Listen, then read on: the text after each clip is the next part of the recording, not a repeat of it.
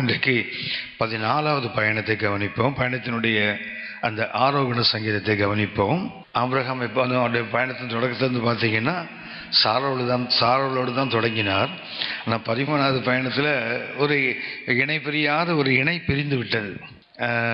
அநேக ஆண்டுகள், அதாவது நூற்றுக்கணக்கான ஆண்டுகள் ஒன்றா இருந்தவங்க இப்போ பிரிந்து விட்டார்கள். இப்போ ஆபிரகாமுடைய வாழ்க்கையின் 14வது பயணம் அது தனிமையின் பயணம்.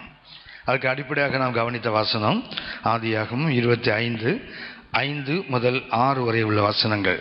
அதாவது ஆதியாகமம் 23ஆம் அதிகாரத்தில் நம்ம ஆபிரகாமை ஹெப்ரோனில் பார்ப்போம். ஆனால் ஆதியாகமம் 24:62 ஆபிரகாமை நாம் நெகேவ், அதாவது தென் தேசத்தில் அவரை பார்ப்போம். ஆதியாகமம் 23ஆம் அதிகாரத்தில் சாராளை அடக்கம் பண்ணும்போது அவரை ஹெப்ரோனில் பார்க்குறோம். ஆனால் 24ஆம் அதிகாரம் 62ஆம் வசனத்தில் அவர் ஈசாக்கோடு கூட அவர் நெகேவ், அதாவது தென் தேசத்தில் இருப்பதை பார்க்கிறோம். இந்த ஹெப்ரோனுக்கும் இந்த தென் தேசத்துக்கும் ஏறக்குறைய 50 கிலோமீட்டர் தூரம். ஸோ இவ்வளோ தூரத்தை கடந்து வந்திருக்கிறார் தனித்தவராக, அதாவது தன்னுடைய இணையை இழந்தவராக அவர் நடந்து வந்திருக்கிறார், இல்லை பயணப்பட்டு வந்திருக்கிறார். ஸோ நமக்கு இதில் கற்றுக்கொள்ள வேண்டிய பாடம் என்ன சொன்னோன்னா, நம்ம ரொம்ப நேசிக்கிறவங்க ஒரு நாள் நம்ம விட்டு போயிடுவாங்க, இல்லை நாம் அவங்கள விட்டு போயிடுவோம். ரெண்டில் ஒன்று நடக்கும். ஒன்றில் ரொம்ப நேசிக்கிறவங்க நம்ம விட்டு போயிடுவாங்க. ஸோ என்னுடைய அனுபவத்தை நான் பார்க்குற ஒன்று, நம்ம யார் ரொம்ப நேசிக்கிறோமோ அவங்கள சீக்கிரமாக இழந்துருவோம். அதனால் வீட்டுக்காரன்ட்டு சண்டை போட்டுகிட்டே இருங்க. அப்பப்போ ரொம்ப நைஸாக ரொம்ப அனுபவிச்சிங்கன்னா பட்டுன்னு போயிடும் கேஸு. அந்த சண்டையே போட்டிருந்தீங்கன்னா அது பாட்டுக்கு 65, 70, 80 வயசு வரைக்கும் சண்டை போட்டுனே கிடக்கும். ஒன்று தரைக்கு இழுக்கும், ஒன்று தண்ணிக்கு இழுக்கும், ரெண்டுக்கும் சேர்ந்து இல்லாமல் ஓடும். ஸோ அவர் beloveds will one day desert us. நமக்கு பிரியமானவர்கள் ஒரு நாள் நம்ம விட்டு தனியாக போகிறது வாய்ப்பு இருக்குது. ஆபிரகாமுக்கு சாராளை விட நேசிக்கிறவங்க யாரும் இருந்திருக்க முடியாது. ஒரு கேத்தூரால் வரலாம், மறுமனைவிகள் வரலாம், ஆகார் வரலாம். ஆனால் சாராள் தான் அவனுக்கு எல்லாவற்றுக்கும் எல்லாம். அந்த சாராளை ஒரு நாள் அவர் இழந்து விட்டாரே அப்படின்னா, நாம் ரொம்ப நேசிக்கிறவங்க ஒரு நாள் நம்ம விட்டு போயிடுவாங்க. ஆனால் ஆபிரகாமை அழைத்த தேவன் அவரை விட்டு போகலை. எபிரேயர் 11ஆம் அதிகாரம் 8ஆம் வசனத்தில் நாம் அதை வாசித்திருக்கிறோம். அவர் ஆபிரகாம் தேவனால் அழைக்கப்பட்டவர். அந்த அழைக்கப்பட்ட தேவன் ஒருபோது என்ன செய்யலை, அவரை விட்டு போகவே மாட்டார். அப்படின்னு நமக்கு பிரியமானவர்கள் நம்ம விட்டு போயிடலாம். எபிரேயர் 11:8 வாசிக்கிறோம். அதில் மிக தெளிவாக வேதம் சொல்லுகிறது, தேவன் ஆபிரகாமை அழைத்தார். அந்த அழைக்கப்பட்ட ஆபிரகாமை விட்டு ஒரு நாளும் கர்த்தர் தூரமாய் போகவே இல்லை. எபிரேயர் 11:8 அதில் வாசிக்கிறோம், விசுவாசத்தினாலே ஆபிரகாம் தான் சுதந்திரமாக பெறப்போகிற இடத்திற்கு போகும்படி அழைக்கப்பட்ட போது கீழ்ப்படிந்து தான் போகும் இடம் என்னதென்று அறியாமல் புறப்பட்டு போனான். அப்படியான தேவன் அவரை அழைத்தார். அழைத்த தேவன் என்ன செய்யலை, அவரை விட்டு விலகவே இல்லை. அப்படின்னா நமக்கு வேண்டியவங்க, நம்ம ரொம்ப நேசிக்கிறவங்க, ரொம்ப மதிக்கிறவங்க ஒருவேளை நம்ம விட்டு போயிடலாம். சில நேரத்தில் பார்த்தீங்கன்னா சில நெருக்கங்கள் வரும்போது நமக்கு ஒரு ரெஃபரன்ஸ் லைன் வச்சுருப்போம். நமக்கு ஒரு நபர் இருப்பாங்க. பிரச்சனைகளில் உச்சக்கட்டம் வரும்போது அவங்கள்ட்ட போனால் தான் நமக்கு ஒரு ஆறுதல், அவங்கள்ட்ட போனால் தான் நமக்கு சரியாக கைட் பண்ணுவாங்க, அவங்க தான் சரியாக நமக்கு ஆலோசனை சொல்லுவாங்க. நினைப்போம் தெரியுங்களா? ஸோ ஒரு நாள் அவங்களும் காணாமல் போயிடுவாங்க. யோசுவா 1ஆம் அதிகாரம் 1ஆம் வசனம் பார்த்தீங்கன்னா மோசே மரித்து போனான்னு போட்டிருக்கோம். யோசுவா 1ஆம் அதிகாரம் 1ஆம் வசனத்தில் நாம் வாசிக்கிற வசனம், தேவனுடைய மனுஷனாகிய மோசே மரித்து போனான் அப்படின்னு பைபிளில் போட்டிருக்குது. அவர் மரித்து போனது மாத்திரமில்லை, கர்த்தர் அவர்கிட்ட வந்து பேசுவார். கர்த்தருடைய தாசனாகிய மோசே மரித்த பின்பு கர்த்தர் மோசேயின் ஊழியக்காரனாகிய நூனின் குமாரன் யோசுவாவை நோக்கி, என் தாசனாகிய மோசே மரித்து போனான். அப்படின்னா அவரை நடத்தின மோசே மரித்து போயிட்டார். இன்னும் சொல்ல போனால் 120 ஆண்டுகள் அனுபவம் மரித்து போயிட்டு. ஆனால் 5ஆம் வசனத்தில் கர்த்தர் சொல்லுவார், நீ உயிரோடு இருக்கும் நாளெல்லாம் ஒருவனுக்கு முன்பாக எதிர்த்து நிற்பதில்லை. நான் மோசையோடு இருந்தது போல உன்னோடும் இருப்பேன். நான் உன்னை விட்டு விலகுவதில்லை, உன்னை கைவிடுவதில்லை. அப்படின்னா மோசை செத்து போயிடலாம், அபிஷேகம் பண்ண மோசை செத்து போயிடலாம், நடத்தின மோசை செத்து போயிடலாம். ஆனால் கர்த்தர் சாக மாட்டார். ஏன்னா அவர் சாவாமை உள்ளவர். அதான் அவர் சொல்கிறார், மோசை செத்து போயிட்டான், ஆனால் நான் சாக மாட்டேன். மோசேவை விட்டு விலகிடுவான், ஒரு நாள் கைவிட்டு விடுவார்கள். ஆனால் கர்த்தர் ஒரு நாளும் மாற மாட்டார். இதுதான் நம்முடைய வாழ்க்கை பெண்ணும் பரலோக பயணத்தில் போகிறவங்களுக்கு கண்டிப்பாக தெரிய வேண்டிய ஒரு பாடம். கணவனாக இருக்கட்டும், மனைவியாக இருக்கட்டும், தாய் தகப்பனாக இருக்கட்டும், ஒரு நல்ல ஊழியக்காரராக இருக்கட்டும், யாராக இருந்தாலும் ஒரு காலகட்டத்தில் நம்மோடு அவங்களால இருக்க முடியாது, இல்லை நாம் அவங்களோட இருக்க முடியாத ஒரு சூழல் வரும். ஆனால் மாறாதவர், விலகாதவர் கர்த்தர் ஒருத்தர் தான். ஏனென்றால் தேவன் நம்மை அழைத்தது எதுக்குன்னு சொன்னால், ஆண்டவராகிய இயேசு கிறிஸ்துவோடு கூட நாம் ஐக்கியப்படுவதற்கு தான் கர்த்தர் நம்மை அழைத்தார். இன்றைக்கி அநேக ஐக்கியங்கள் நமக்கு இருக்குது. ஆனால் கர்த்தர் நம்மை அழைத்தது எதற்குன்னு சொன்னால், ஆண்டவராகிய இயேசுவோடு கூட நாம் ஐக்கியப்படுவதற்கு. 1 கொரிந்தியர் 1:9 நாம் இப்படி வாசிக்கிறோம், தம்முடைய குமாரனும் நம்முடைய கர்த்தருமாய் இருக்கிற இயேசு கிறிஸ்துவுடனே ஐக்கியமாய் இருப்பதற்கு உங்களை அழைத்த தேவன் உண்மையுள்ளவர். 1 கொரிந்தியர் 1:9 வாசிக்கிறோம், தம்முடைய குமாரனும் நம்முடைய கர்த்தருமாய் இருக்கிற இயேசு கிறிஸ்துவுடனே ஐக்கியமாய் இருப்பதற்கு உங்களை அழைத்த தேவன் உண்மை. அப்படின்னா நம்முடைய ஐக்கியம் யாரோடு இருக்கணும்னா இயேசுவோடு தான். தேவனோடு இருக்கிற ஐக்கியம் மாத்திரம்தான் நம்ம முழுமையாக நடத்துமே தவிர, நாம் உலகத்தில் உருவாக்குகிற இல்லை நமக்கு நாம் நேசிக்கிற ஐக்கியங்கள் ஒரு நாள் நம்ம விட்டு போயிடும். தேவன் நம்மை அழைத்த நோக்கம் என்ன சொன்னால், அவருடைய குமாரனாகிய இயேசுவோடு நாம் ஐக்கியப்படத்தான். ஆகவே நாம் ஒன்றை கற்றுக்கொள்ள வேண்டும், இந்த உலக உறவுகள், உலக சிநேகங்கள் எல்லாம் ஒரு காலகட்டத்தோடு முடிஞ்சு போயிடும். ஆகவே நாம் ஒரு காலத்திலும் இந்த மனித உறவுகளுக்கு, மனித ஐக்கியங்களுக்கு நாம் அடிமைப்பட்டு விடக்கூடாது. ஒரு நாளும் நீங்கள் தான் என்ன செய்யக்கூடாது, மனித உறவுக்கோ இல்லை மனிதனுடைய ஐக்கியத்துக்கோ நாம் அடிமைகளாகிவிடக்கூடாது. நமக்கு வேண்டும், மனித உறவு வேண்டும். ஆனால் எப்படி இருக்கக்கூடாது, அடிமையாகிடக்கூடாது. அவங்க இல்லைன்னா நான் இல்லைன்னு அந்த இடத்துக்கு வந்துட்டோன்னா ரொம்ப கடினம். எப்படிப்பட்ட உறவாக இருந்தாலும் ஒரு நாள் பிரிய போகிற உறவு தான். உலகத்தில் இருக்கிற வரைக்கும் நமக்கு இந்த உறவுகள் தேவைதான். ஆனால் நம்ம தேவன் அழைத்த நோக்கம் எதுன்னு சொன்னால், அவருடைய குமாரனாகி இயேசு கிறிஸ்துவோடு நாம் ஐக்கியமாக இருப்பதற்கு தான் கர்த்தர் நம்மை அழைத்திருக்கிறார். ஏன்னா அந்த ஐக்கியம் தான் மாறாது. 1 கொரிந்தியர் 7:22-23 பார்த்தீங்கன்னா ரொம்ப அற்புதமான வசனம். கர்த்தருக்குள் அழைக்கப்பட்ட அடிமையானவன் கர்த்தருடைய சுயாதீனனாய் இருக்கிறான். கர்த்தருக்குள் ஒரு அடிமையாய் இருக்கிறவன் அழைக்கப்படும் போது அவன் என்னவா மாறிடுறானா, கர்த்தருக்குள் அவன் என்னவாயிடுறான், கர்த்தருடைய சுயாதீனன், கர்த்தருடைய விடுதலை பெற்றவன் ஆகிறான். அப்படியே அழைக்கப்பட்ட சுயாதீனன் கிறிஸ்துவனுடைய அடிமையா இருக்கிறான். அப்படி மாறுது பாருங்களேன். அதாவது அடிமையாக இருக்கிறவனை கர்த்தர் அழைக்கும் போது அவன் என்ன ஆயிடுவானா, கர்த்தருடைய சுயாதீனனாக, விடுதலை பெற்றவனாக மாறுகிறான். ஆனால் ஏற்கனவே விடுதலையோடு இருக்கிறேன்னு சொல்றாங்க இல்லையா, அவர்களை கர்த்தர் அழைக்கும் போது அவன் என்ன ஆயிடுவானா, அடிமையாகிறானா. அடுத்த வசனத்தை வாசிக்கிறோம், நீங்கள் கிரயத்துக்கு கொல்லப்பட்டிருக்கிறீர்கள், மனுஷருக்கு அடிமைகளாகாதிருங்கள். அப்படின்னா என்ன ஆகக்கூடாது, அந்த 1 கொரிந்தியர் 7 உங்களுக்கு தெரியும், திருமண உறவை பற்றிய அதிகாரம். 1 கொரிந்தியர் 7 திருமண உறவை பற்றிய அதிகாரம். திருமணத்தை பற்றி கொரிந்தியர்களுக்கு இருந்த நிறைய கேள்விகள், அதுக்குரிய பதில்கள் தான் 1 கொரிந்தியர் 7 இந்த 7 அவர் சொல்றாரு, நீங்கள் கிரயத்துக்கு கொல்லப்பட்டீர்கள். அதாவது ஒரு கணவனையோ ஒரு மனைவியோ ஒரு அப்பாவையோ ஒரு அம்மாவையோ நம்ம ரத்தம் கொடுத்து விலை கொடுத்து வாங்கலை, தேவன் தான் நம்மை விலை கொடுத்து வாங்கி இருக்கிறார். ஆகவே நாம் யாருக்கு அடிமையாக கூடாது, மனிதனுக்கு அடிமையாக கூடாது. உறவுகளுக்கு, மனித உறவுகளுக்கு கண்டிப்பாக அடிமை ஆகக்கூடாது. அது நமக்கு என்னென்னா, தேவ உறவு கூட நம்ம அதிகம் முக்கியப்படுத்துறது இல்லை, மனித உறவுக்கு அதிக முக்கியத்துவம் கொடுக்குறோம். அந்த வேல்யூஸ், அந்த மதிப்பு எதுக்கு தெரியுங்களா? ஸோ கணவனுக்கு பயப்படுறவங்க கர்த்தருக்கு அதை விட அதிகம் பயப்படணும்ல. மனைவிக்கு பயப்படுறவங்க, நான் எப்போதுமே யோசிப்பேன், ஆதியாகமம் 3 கர்த்தர் ஆதாம்கிட்ட சொன்ன வார்த்தை என்ன தெரியுங்களா, நீ உன் மனைவியின் பேச்சை கேட்டு என் கட்டளைக்கு மீறினபடியினால. அப்படியான இன்றைக்கு தேவனை விட இன்றைக்கு மனிதர்கள் தானே அதிக மதிப்பில் இருக்குது நம்ம வாழ்க்கையில். அதான் ஒரு ஊழியக்காரர்கிட்ட, அவருக்கு உடன் ஊழியக்காராக இருந்தவர், அவருக்கு உதவி ஊழியக்காராக இருந்தவர், ஒரு நாள் போய் முன்னாடி நின்னார். என்னப்பா சொன்னார், ஐயா கர்த்தர் என்ன வேறொரு அந்த ஊழியத்துக்கு போக சொல்லுகிறார்.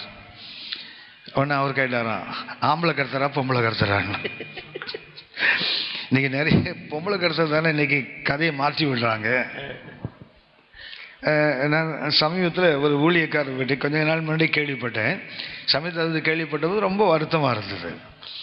அது அவர் பேரை சொன்னாலே இந்தியாவில் தெரியாத எந்த விசுவாசம் இருக்க முடியாது. அப்படிப்பட்ட தேவ மனிதன் அவருடைய மனைவியோட பேச கேட்டு ஆடியே அந்த மனுஷன் அவருடைய தரிசனத்தை, அவர் மேலே அந்த நற்பேர் எல்லாத்தையும் இழந்திருக்கிறார். அது மனைவி வந்து டாமினேட். அது எசபேல் என்ற ஒரு பெண் என்னைக்கும் இருந்தாங்க. ஆனால் இன்றைக்கு பார்த்தீங்கன்னா அதே ஆவியில் நிறைய பேர் வீட்டுகளுக்குள்ளே இருக்காங்க, சபைகளுக்குள்ளே இருக்காங்க. ரொம்ப ரொம்ப வருத்தத்துக்குரியது. அந்த வான் ஊழியக்காரர்கள் ரொம்ப உயர்ந்தவங்க நான் சொல்ல வரல. ஆனால் அந்த தரிசனத்தில் முடிஞ்ச வரைக்கும் ஒட்டிட்டிங்க ட்ரை பண்ணுவாங்க உயர்வு தாழ்வில். அந்த பெண்களுக்கு மாத்திரம் எடுத்த உடனே என்ன ஆகும் தெரியுங்களா? எப்படியாவது நமக்கு வசதியாக இருக்கணும், நம்ம பிள்ளைகள், நம்ம குடும்பம், நம்முடைய எதிர்காலம். நான் எப்போதுமே இந்த நீதிமொழி 31ஆம் அதிகாரத்தில் படிக்கும்போது அந்த குணசாலியான பெண் இருக்காங்க இல்லையா, அந்த பெண்ணை பார்த்தீங்கன்னா அவளை பார்த்தீங்கன்னா அவளோட ஹோம் சென்டர்ட். அவள் குடும்பத்தை பற்றி தான் அவளுக்கு அக்கறை இருக்கும். ஒரு நிலத்தை வாங்குறா, வீட்டை கட்டுறா, வயலை பார்க்குறா, வேலைக்காரனுக்கு சம்பளம் கொடுக்குறா, வியாபார கப்பல் வந்து பொருளெல்லாம் கொண்டு வராங்க. ஆனால் அவளுடைய கான்சன்ட்ரேஷன் யாரை பற்றி தெரியுங்களா? அவன் வீட்டை பற்றி தான். ஆனால் அவன் கணவனை பாருங்க, அவன் தேசத்தின் மூப்பரோடு உட்கார்ந்துருக்கிறான். ஸோ அவனுடைய கான்சன்ட்ரேஷன் என்னென்னா அவனுக்கு நாட்டை பற்றி, இவளுக்கு வீட்டை பற்றி. இதுதான் இயல்பு. சொல்லலாமே தவிர பெண்கள் குறைத்து மதிப்பிடப்பட வேண்டியவர்கள் அல்ல. ஆனால் அதே நேரத்தில் பார்த்தீங்கன்னா அந்த டாமினேட்டிங் கேரக்டர் அவங்களுக்கு வந்துட்டுதுன்னு சொன்னால் ஊழியங்கள் சிதறி போகுது, இல்லை என்றால் ஊழியங்கள் திசை தப்பி போகிறதுக்கு காரணம் ஆகிடுறாங்க. ஆனால் தான் அவர் சொல்லுகிறார், கிரயத்துக்கு கொல்லப்பட்டீர்களே, ஆகையினால என்ன பண்ணாதீங்க, மனுஷருக்கு அடிமையாகாதிருங்கள். பேதர் எழுதும்போது சொல்லுவார், உன்னை எதனால் வெல்லப்பட்டு இருக்கிறானோ அதற்கு அவன் அடிமையாக இருக்கிறான். நம்ம ஒரு அன்பினால் ஒரு நான் உதாரணமாக சொல்லுகிறேன், எனக்கு இந்த குழந்தைகள் இல்லாததை பற்றி ஒரு பக்கத்தில் எனக்கு சந்தோஷம் இருக்கும். ஏன்னா நான் அந்த குழந்தைகளுக்கு அடிமை. நான் சின்ன பிள்ளைங்கன்னா எனக்கு அவ்வளோ உயிர். நான் நினைப்பேன், நமக்கு ஒரு பிள்ளை எடுத்தோம்னா கண்டிப்பாக பைபிளை தூக்கியிருப்பானான்னு சந்தேகம் தான். ஏன் என் சிஸ்டர்லாம் குழந்தை இருந்திருந்தா கூட அந்த பிள்ளை இறக்கலைன்னா கூட நான் வந்துருக்க மாட்டேன் வேதத்துக்குள்ளே. அவள் இறந்த போது தான் நான் கத்தருக்குள்ளே வந்தேன். ஒருவேளை அவள் இறக்கலைன்னு சொன்னேன் வச்சிங்களேன், பிள்ளை அது வளர்த்த பிள்ளைன்னா கூட என்ன ஆகுன்னா அவன் மேலே தான் அந்த அன்பு இருந்திருக்கும். இப்போவும் யோசிப்பேன், நம்ம பொண்ணு இருந்தான்னா அவளை இருந்திருப்பாளே, நமக்குள்ள பிரயோஜனமாக இருந்திருப்பாளே, நமக்கு பிள்ளை இல்லாத ஒரு நிலையில் போய் இருக்கிறோம் அப்படி யோசிப்பேன் சில நேரத்தில். ஸோ அது கிறுக்குத்தனமாக இருந்தால் கூட, ஆனால் அடுத்து எனக்கு சந்தோஷம் வரும், நல்ல காலம் அவள் இல்லாதது. அவள் இருந்திருந்துன்னா நான் மற்றவங்களெல்லாம் அந்த அளவுக்கு நேசிக்கவே என்னால் முடியாது, பேரத்தை நேசிக்க முடியாது என்னால். அதனால் நாம் எதனால் வெல்லப்படுகிறோமோ அதற்கு அடிமையாக இருக்கிறோம். சரி, அதை விட்டுடலாம். நம்முடைய பயணத்துக்கு வரும். அதனால இந்த 1 நம்ம உள்ளத்தில் எழுதப்பட வேண்டும். ஏன்னா நீங்கள் கிரயத்துக்கு கொல்லப்பட்டீர்கள், விலை கொடுத்து சிலுவையில் வாங்கப்பட்டிருக்கிறோம். ஆகவே நாம் ஒருபோதும் மனுஷனுக்கு என்ன செய்யக்கூடாது, அடிமை ஆகக்கூடாது. ஏன்னா அடிமையானோன்னா ஒரு நாள் அவங்க விட்டு பிரியும் போது நம்மளால் அதை தாங்க முடியாமல் போயிடும். நம்முடைய தரிசனத்தை, நம்முடைய ஊழியத்தை, நம்முடைய பாரத்தை இழந்து போய் அதுவே ஒரு பெரிய பாரமாக இருந்துக்கிட்டே இருக்கும். ஆகவே இந்த மனிதர்களுக்கு அடிமையாகிறது முதல்ல நடத்தணும். ஆபிரகாமும் சாராளோடு வாழ்ந்து கொண்டு தான் இருந்தார். இப்போ சாராள் மறித்து போயிட்டாங்க. எப்படிப்பட்ட சாராளும் ஒரு நாள் விட்டு போயிட்டாங்க. ஆபிரகாமுக்கு அதுக்கப்புறம் தனித்துத்தான் அவர் நடக்க வேண்டும், தனித்துத்தான் அவர் வாழ வேண்டும். இதை அவர் மாற்றவே முடியாது. அதுக்கப்புறம் பார்த்தீங்கன்னா அநேக ஆண்டுகள் ஆபிரகாம் தனியாக தான் நடந்திருக்கிறாரு. ஆகவே இது நமக்கு மிக முக்கியமான ஒன்று. நல்ல தெரியணும், தெரிந்தது தான் நடைமுறைப்படுத்த வேண்டும். ஸோ மனைவி எனக்கு என் ஆண்டவருக்கு அடுத்தது நான் நேசிக்கிறேன் எங்கள் அம்மாவை. ஏன்னா எனக்காகவே வாழ்ந்தவங்க அவங்க. அடுத்தது என்னுடைய அக்கா. என்னுடைய அம்மாவை காட்டிலும் என் மேலே அதிகமாக நேசித்து வளர்த்தது எங்கள் அக்கா தான். அடுத்தது என்னுடைய மனைவி. எனக்காக எதையும் செய்வதற்கு ஆயத்தமாக இருக்கிற பெண் தான். ஆனாலும் இவங்க மேலெல்லாம் இருந்த அன்பை காட்டிலும் ஆண்டவர் மேலே அதிக அன்பு இல்லைன்னு சொன்னால், நான் ஒரு நாள் இவங்களை இழக்கும் போது ஒருவேளை நான் முந்தி போயிட்டா பிரச்சனை இல்லை, அவங்களுக்கு அப்புறம் நான் இருந்தால் உடஞ்சி போயிடுவேன், என்னை ஊழியத்தை விட்டு போயிடுவேன், இல்லைன்னா ஒரு மூலையில் உட்காந்து ஒப்பாரி வச்சுட்டு உட்காந்துருப்பேன்.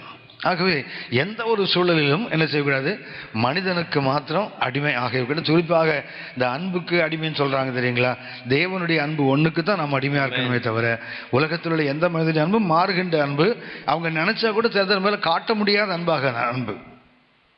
இன்னொரு வருஷத்தை நான் சுட்டி காட்டுகிறேன். நமக்கு என்றென்றைக்கு முடிந்து போகாத உறவு என்ன தெரியுங்களா, கர்த்தருடைய அன்பு மாத்திரம், அவருடைய உறவு மாத்திரம்தான். சங்கீதம் 48:14. சங்கீதம் 48:14.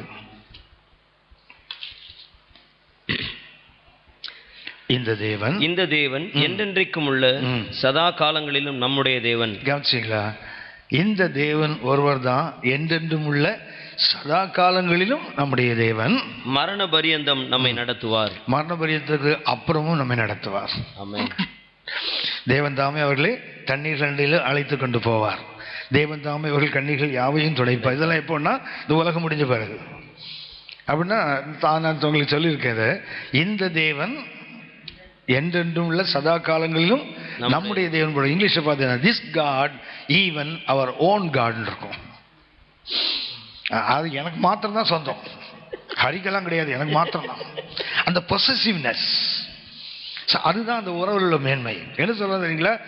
This God even our own God. அதுக்கடுத்து என்ன? எவனுக்கு வேணா ஏசாத தெய்வமையில போட்டியா, ஆனால் எனக்கு என் சொந்த தெய்வம்.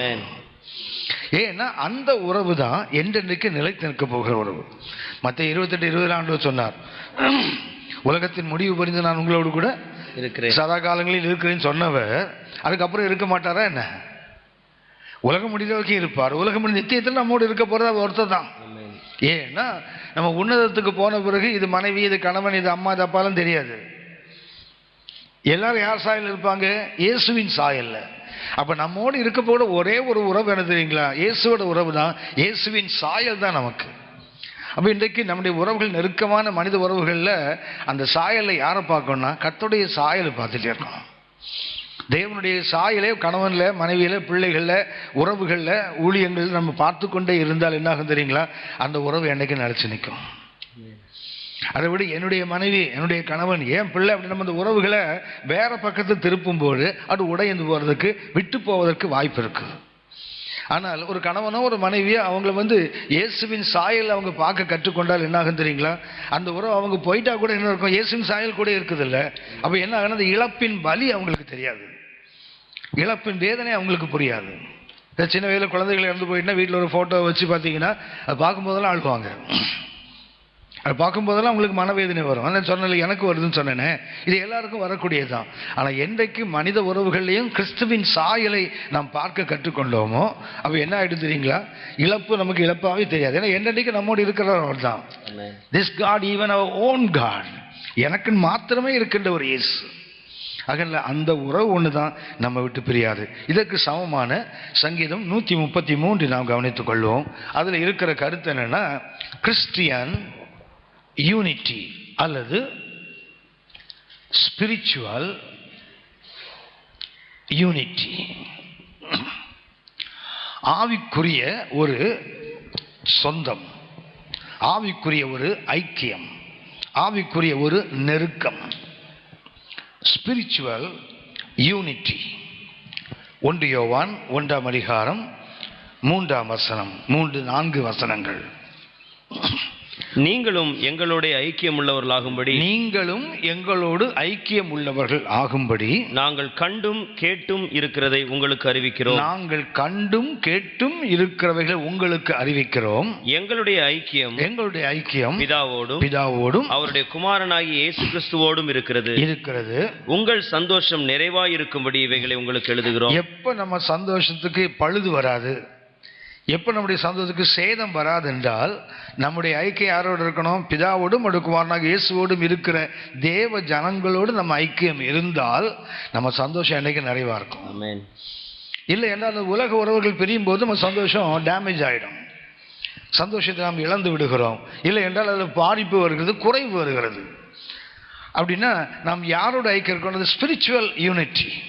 ஒரு ஆவிக்குரிய ஒரு சொந்தம் நமக்குள்ள இருந்தால் யாரோடு இருக்கும்? பிதாவோடும் அவருடைய குமாரனாகி இயேசுவோடும் கூட யாருக்கு ஐக்கியம் இருக்குதோ அவங்களோடு நம்ம ஐக்கியம் இருந்தால் நம்ம சந்தோஷம் என்னைக்கும் நிறைவாக இருக்கும். அதுதான் நான் எழுதுகிறார், பரிசுத்த யோவான் எழுதுகிறார், எங்கள் ஐக்கியம் பிதாவோடு ஒரு குமாரனா இயேசுவோடு இருக்குது, நீங்கள் எங்களோடு ஐக்கியமாக இருக்க வேண்டும் என்பதற்காக இதை உங்களுக்கு சொல்லுகிறேன், உங்கள் சந்தோஷம் நிறைவாக இருக்கும்படி இதை நான் உங்களுக்கு எழுதுகிறேன். அப்படின்னா அந்த ஸ்பிரிச்சுவல் யூனிட்டி தான் என்ன பண்ண நமக்கு ஒரு மெய்யான சந்தோஷத்தை கொடுக்க முடியும், ஒரு நிலையான சந்தோஷத்தை கொடுக்க முடியும். இல்லை என்றால் கணவன் மாதிரி நம்ம உலக சொன்னானே 30 நாள் 60 நாள்னு சொன்னானே, திருமணங்கள் 3 மாதத்துக்குள்ளே தான் வரையறை வச்சிருக்கேன். அதுக்கப்புறம் என்ன ஆகுன்னா நான் பேயன் தான் அதுக்கப்புறம் ஆரம்பிக்கும். ஏனென்றால் அந்த உறவுகள் ரொம்ப காலத்துக்கு இருந்தாலும் சிலர் பார்த்தீங்கன்னா 60 வருஷம் 70 வருஷம் கூட கணவன் மனைவியாக வாழுகிறார்கள். பிரியாமல் இருக்கிறாங்களே தவிர சண்டை போடாமல் இல்லை. அவங்க பெரியல மற்றவங்க முன்னாடி அன்புள்ளவர்களாக காட்டிக்கொள்ளலாம், இல்லை அன்புள்ளவங்களை போல உண்மையாகவே வாழ்ந்து கொண்டு இருந்தால் கூட அவங்களுக்கும் ஃப்ரிக்ஷன்ஸ் வருதில்லை, அப்பப்போ அவங்களுக்கும் பிரச்சனைகள் வருதில்லை, ஏற்றத்தாழ்வுகள் வரத்தானே செய்யும். ஆனால் அந்த உறவு இருக்குது தெரியுங்களா, இதில் என்ன கிடையாது, அப்ஸ் அண்ட் டவுன்ஸே கிடையாது. ஏன்னா அதில் ஒரு பக்கத்தில் கர்த்தர், மறுபக்கத்தில் நாம. கர்த்தர் எப்போதுமே என்ன செய்ய மாட்டார், இன்டிஃபரண்டாக இருக்கவே மாட்டார், மாறுபட்டவராக இருக்கவே மாட்டார். அவர் மாறாதவர். நாம தான் மாறுவோமே தவிர அவர் மாற மாட்டார். நமக்கு ஏன் உலக உறவில் பிரச்சனை வருதுன்னா 2 பேருமே மாறுற ஆள்.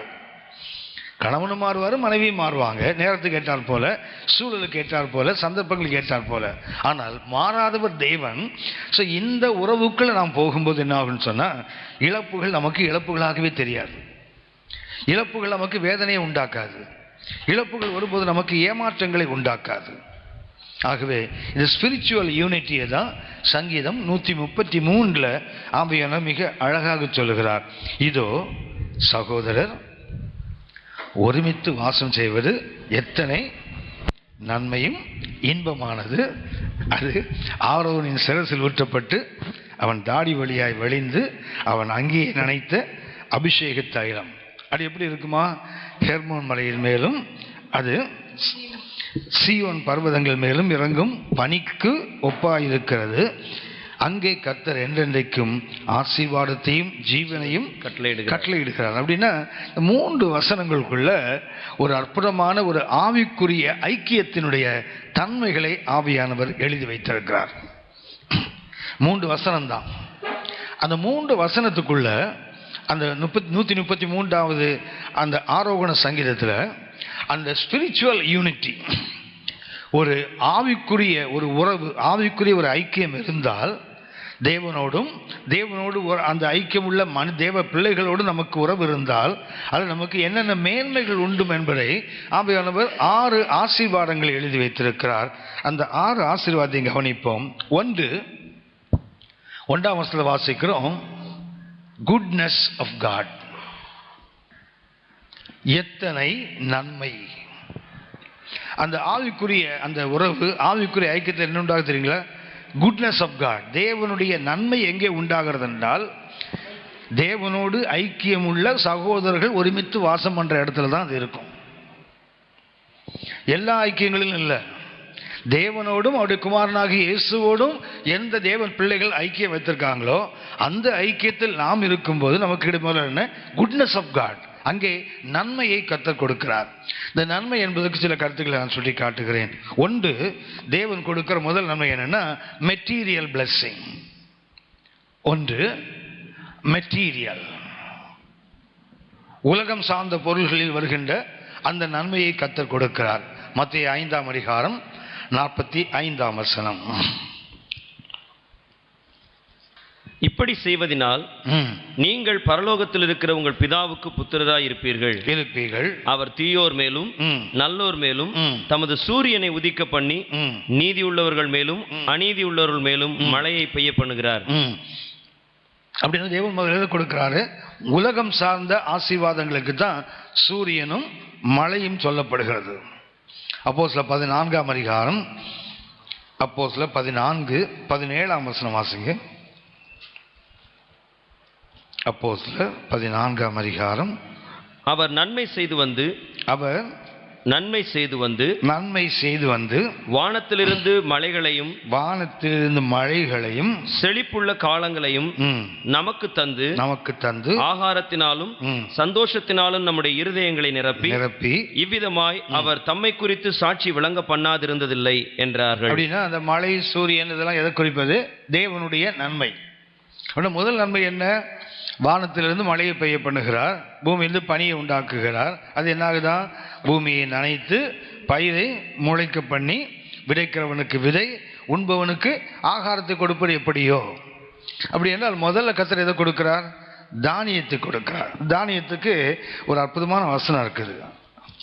ஓசியா 2ஆம் அதிகாரம்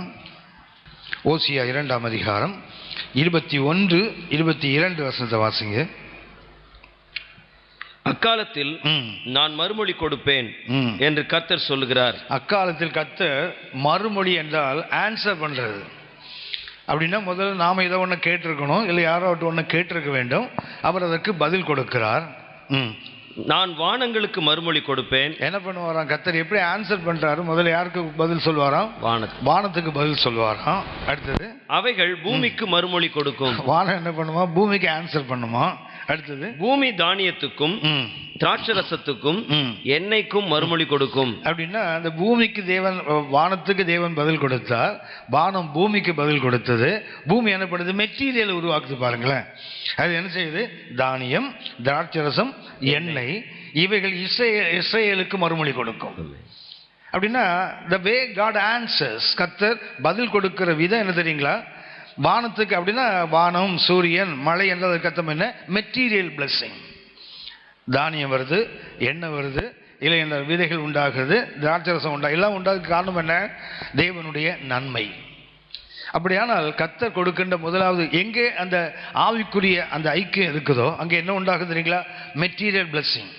ஒரு சரியான ஐக்கியம் உள்ள ஒரு சபையில் எவ்வளவு தரித்திரம் உள்ள ஒருத்தன் உள்ள நுழைஞ்சாலும் சரிதான், அவன் கண்டிப்பாக ஆசீர்வதிக்கப்பட்டே ஆகணும். அவன் உலகத்தில் உள்ள தனது தரித்திரங்களை மாற்றப்பட்டே ஆகணும். நீங்க சபைகள் அதை பார்க்க முடியும். ஒன்றும் இல்லாமல் சபைகள் வருவாங்க ரட்சிக்கப்பட்டு வரும்போது. ஆனால் உள்ள வந்த பிறகு பார்த்தீங்கன்னா கொஞ்ச நாட்கள் தான். என்னுடைய வாழ்க்கை சொன்னா 11 மாதங்கள் தான் கர்த்தர் என் வாழ்க்கையை தலைகளை மாற்றுவதற்கு எடுத்துக்கொண்ட காலம் வெறும் 11 months தான். நிறைய கடனோடு கர்த்தர் சபைக்குள்ள வந்து 11 மாதங்களில் என் வாழ்க்கை தலைகளா மாறி போச்சு. ஏன்னா இந்த தேவன் மெட்டீரியல் பிளெஸிங்கை கொடுக்கிறவர். இது எங்க கிடைக்கும் அப்படின்னா உண்மையான ஆவிக்குரிய ஐக்கியம் எங்க இருக்குதோ அங்கதான் கிடைக்கும். அது 5000 பேர் இருக்காங்களா, 50 பேர் இருக்காங்களா, அது முக்கியம் அல்ல. அங்க என்ன இருக்கணும்? பிதாவோடும் அவருடைய குமாரனாக இயேசுவோடும் கூட ஐக்கியமுள்ள தேவ ஜனங்கள் இருந்தால், அந்த இடத்துல நாமும் அவர்களோட ஐக்கியப்பட்டால் கண்டிப்பா அவருடைய நன்மை எங்கே உண்டாகும். அதுக்கு முதல் ஆசீர்வாதம் என்ன? வருகின்ற வழி என்ன? God will answer. வானத்துக்கு வானம், பூமிக்கு பூமி, களஞ்சியங்களுக்கு கொடுத்து பாருங்களேன். இரண்டாவதாக தேவன் கொடுக்கின்ற நன்மை ஆவிக்குரியது, ஸ்பிரிச்சுவல்.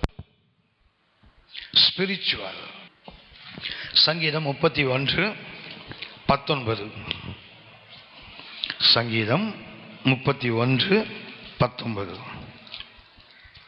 உமக்கு பயந்தவர்களுக்கும் மனுபுத்திரருக்கு முன்பாக உம்மை நம்புகிறவர்களுக்கும் நீர் உண்டு பண்ணி வைத்திருக்கிற உம்முடைய நன்மை எவ்வளவு பெரிதாயிருக்கிறது.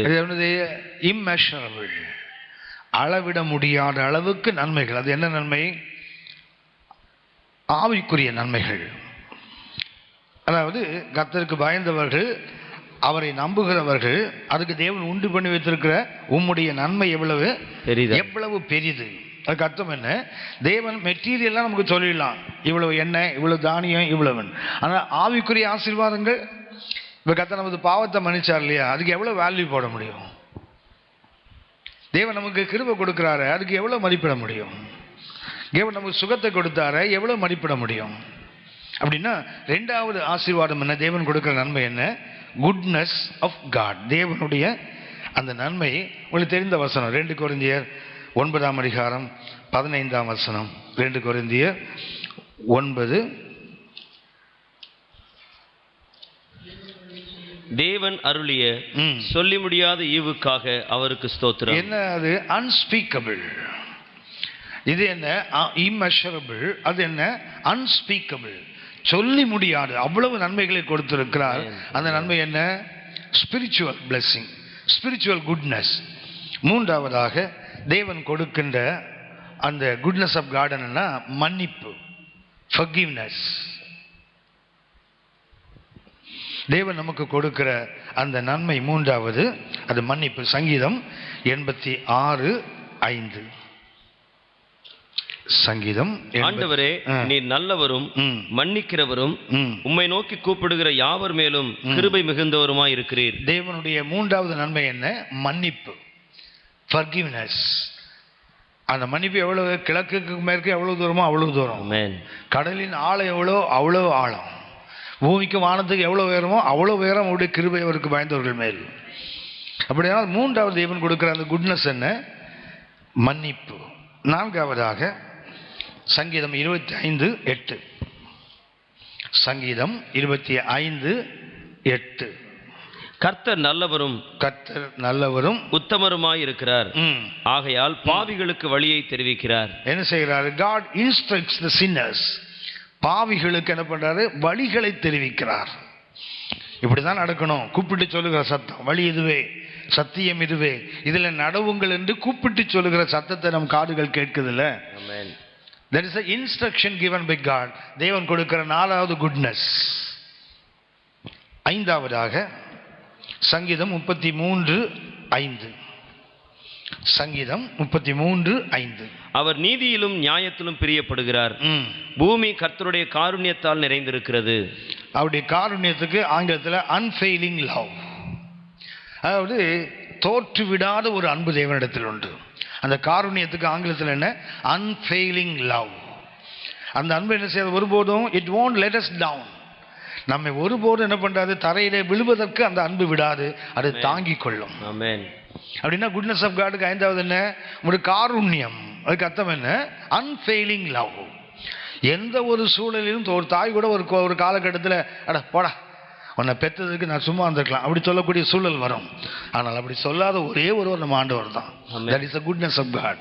6வதாக வேண்டி சொல்லுகிறேன், அடைக்கலம், ரெஃப்யூஜ். 6வது தேவன் நமக்கு அடைக்கலம். நாகும் 1:7. நாகும் 1:7. நாகும் 1:7.